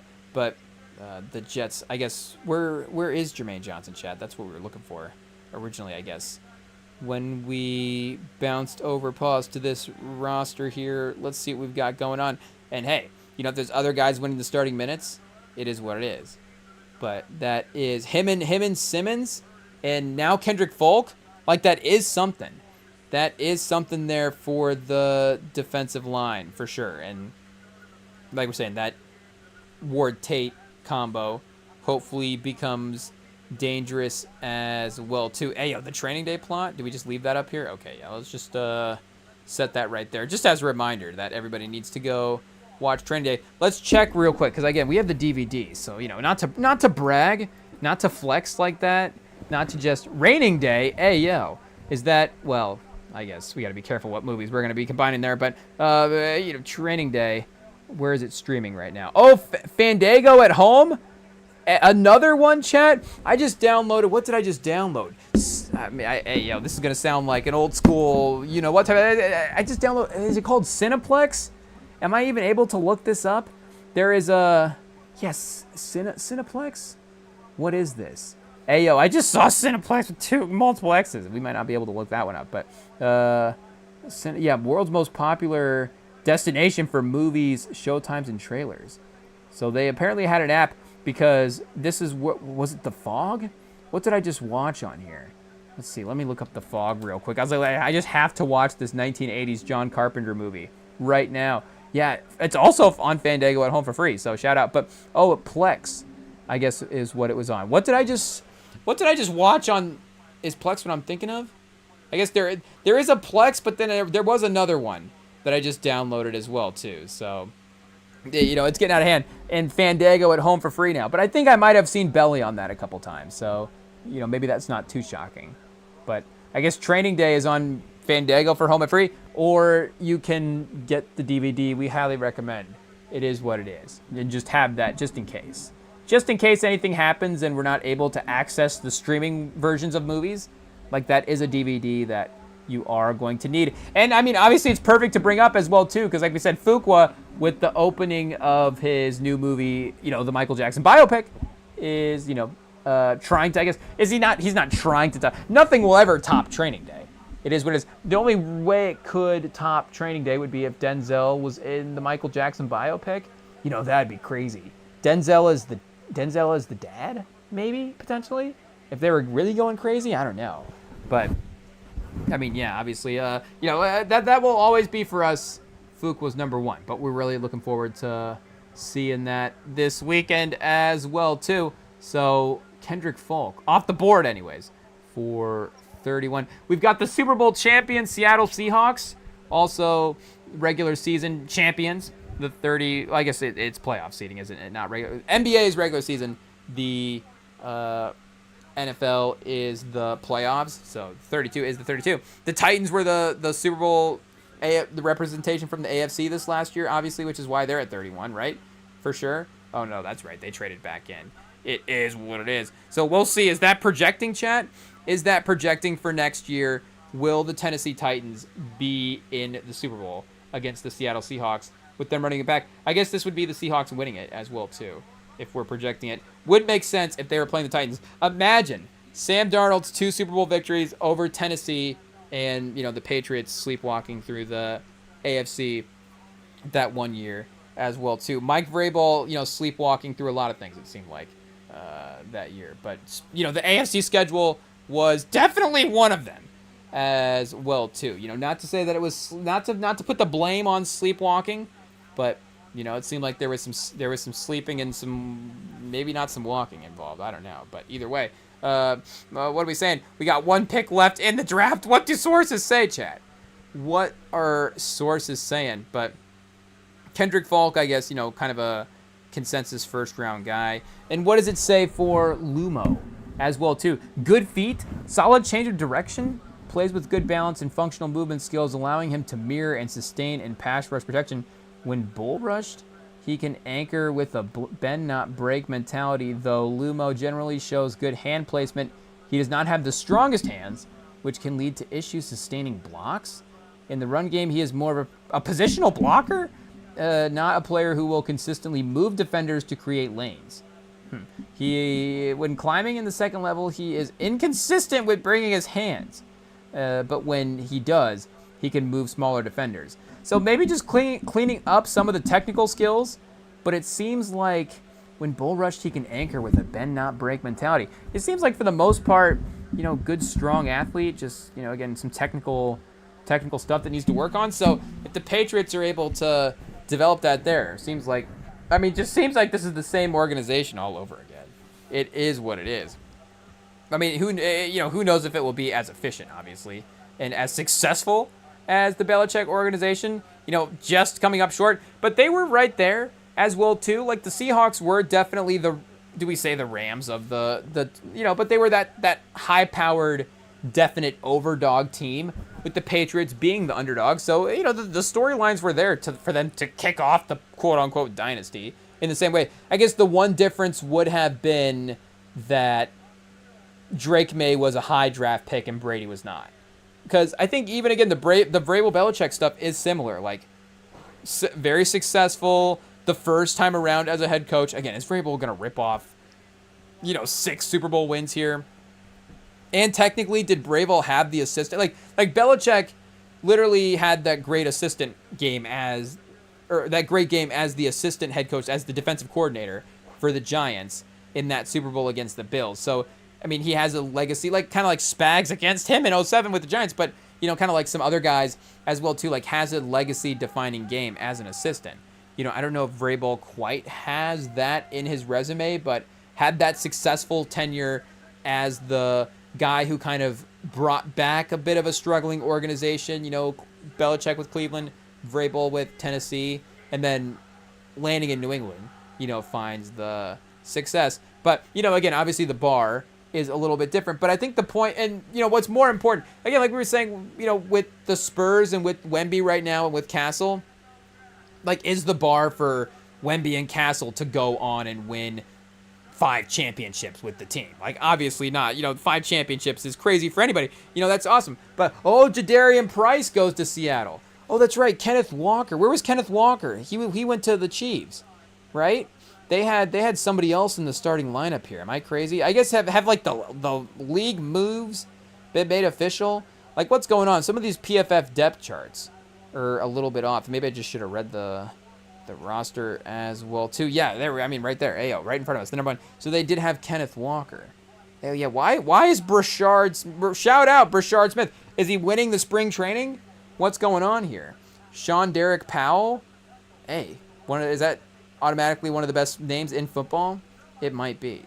But they are, I guess, getting a good Kenneth Walker replacement there in Seattle to complement Chardonnay. As Chardonnay? What's his name? Charbonnet? Zach Charbonnet, hey, yo. Zach Charbonnet and Jadarian Price is a very, very, I think, competent backcourt, for sure. Backcourt running back duo, however you want to phrase it. It is a very, very, I think, starting level. Those guys are going to be very, very productive. You're going to be able to match a lot of what you need from the Kenneth Walker absence with both of those guys. And, ultimately, again, Sam Darnold in the regular season has been incredible. And that has been able to make this team competitive. And the way their defense has been able to create turnovers and, even their special teams in this last run. Like, them losing Kenneth Walker and the replacement of Jadarian Price hopefully shouldn't be like a Super Bowl moving needle. Now, I know they did lose Mafe and stuff, so there is those transitions that the team is going to have to go through, the roster is going to have to go through as you lose guys to that Super Bowl sort of salary upgrade that you get. But again, you still have DeMarcus Lawrence there, Nwosu as well too, still very talented. Obviously, the secondary is insane as long as you have Witherspoon and Eman Wari and Julian Love as well too. Like, those three guys alone are going to be, a crazy building blocks. Once again, we'd have another running back that is new to the roster in the starting lineup. Is Zach Charbonnet on a different team as well too? Where did he go? To look him up. Did they lose Kenneth Walker and Zach Charbonnet both? So that would make sense as to why you gotta definitely trade back up for Jadarian Price. Then, nope, Chardonnay still on Seattle. So they've also got George Holani as well too. No disrespect. I think that name does sound familiar as I say it out loud. The Boise State college listing there. Gene T obviously would have maybe had some overlap with him, but I think that something about that sounds familiar. There's maybe some positive buzz about him as a prospect individually as well too. So again, still obviously, very, very strong contenders with the Rams there for the NFC this year. And the repeating potential is incredibly difficult in the NFL, but they should at least, the competitive potential should be there for them as well too. So, hey, yo, chat, there we go. We've got the first round of the NFL draft in the books. We'll be back tomorrow, of course, to follow along, specifically to the second round of the second and third round, a little bit lightly. We will also be paying attention a little bit more to the playoff games as well. I think, are the Spurs back tomorrow? We're hesitant to check anything about the Spurs because I guess Wemby is obviously traveling, so that sets him up for a game 4. So, you don't want to go down 3-1 in Portland if Wemby's not playing. But, we will be balancing both the playoffs and the NFL draft tomorrow night on the live stream. We will be back for the typical Friday live stream. We just had to, of course, jump on and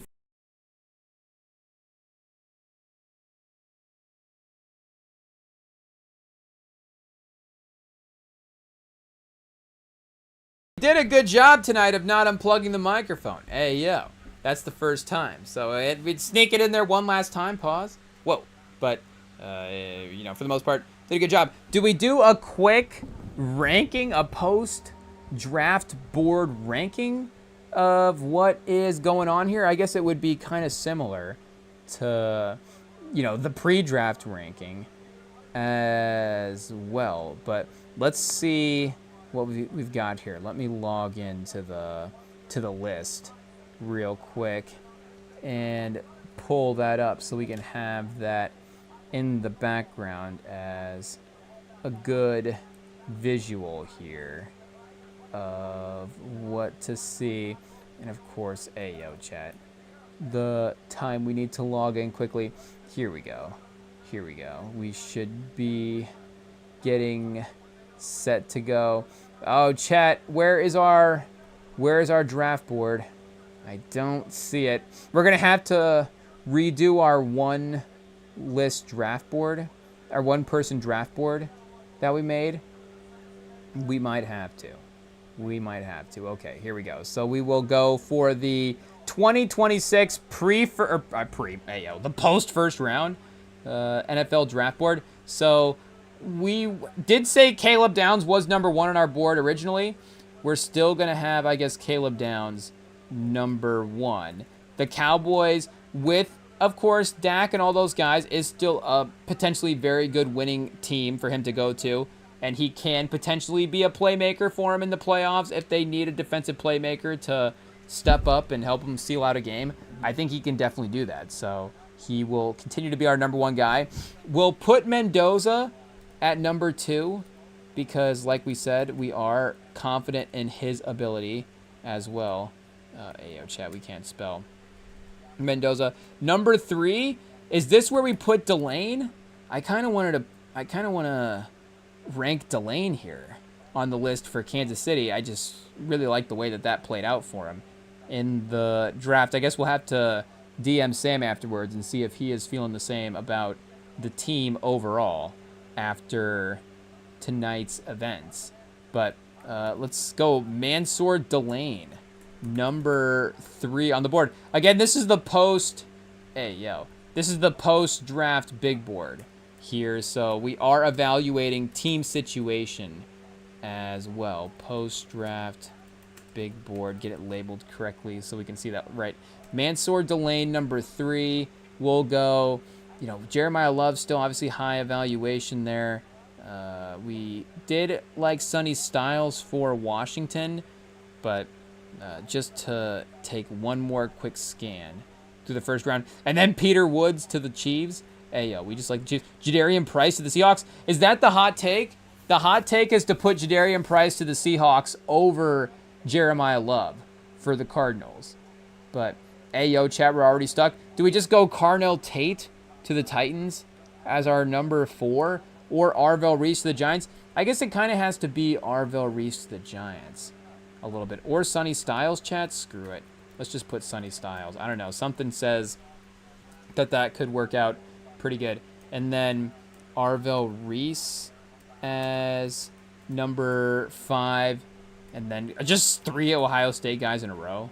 It is what it is. I mean, obviously, nothing was different tonight. It was 2 in a row.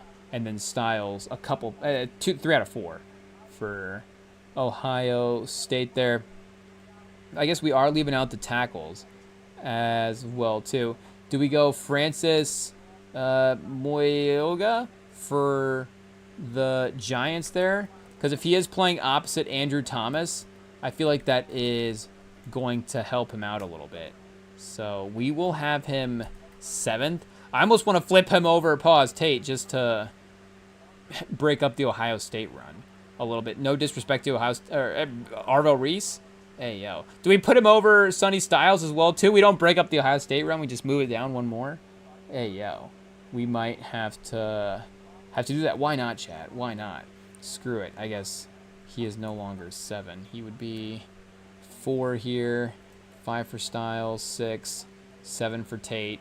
And then number 8, we're going to go Denzel Boston. Still available, Chad. Still available. Number 8, Ruben Bain to Tampa. That might have to be the pick. Mekhi Lemon to the Eagles. Not bad as well, too. Dylan Tiananmen to the Bears. And we're not getting to David Bailey to the Jets yet? Hey, yo. That just feels like a biased take by us. I don't know why. But because we could have David Bailey. But I kind of like Carnell Tate with Cam Ward as well, too. I think that could be a good combo. So I guess we'll just stand by our gut feeling and go with that there. Ruben Bain, number 8. I guess we could go also Ruben Bain over Carnell Tate. No, we'll just stick with that there. Even though, again, Bain was like our second favorite player through the draft process. And, of course, speaking of Clayface, speaking of Batman villains, obviously, maybe there's a reason. Kenyon Sadiq, I do kind of like Sadiq as well, too. Lemon to the Eagles, we might just have to rank that, again, with the fact that he's playing with Hurts, playing in a good offensive system, potentially, or him playing behind Adams and Hollywood Brown is going to, lead to him not necessarily needing the most playing time. Mesidor to the Chargers. Do we just put Mesidor to the Chargers, number 9? Why not? I feel like in a redraft situation, we're going to look back and go, why didn't he just end up going higher with how productive he was in that championship run?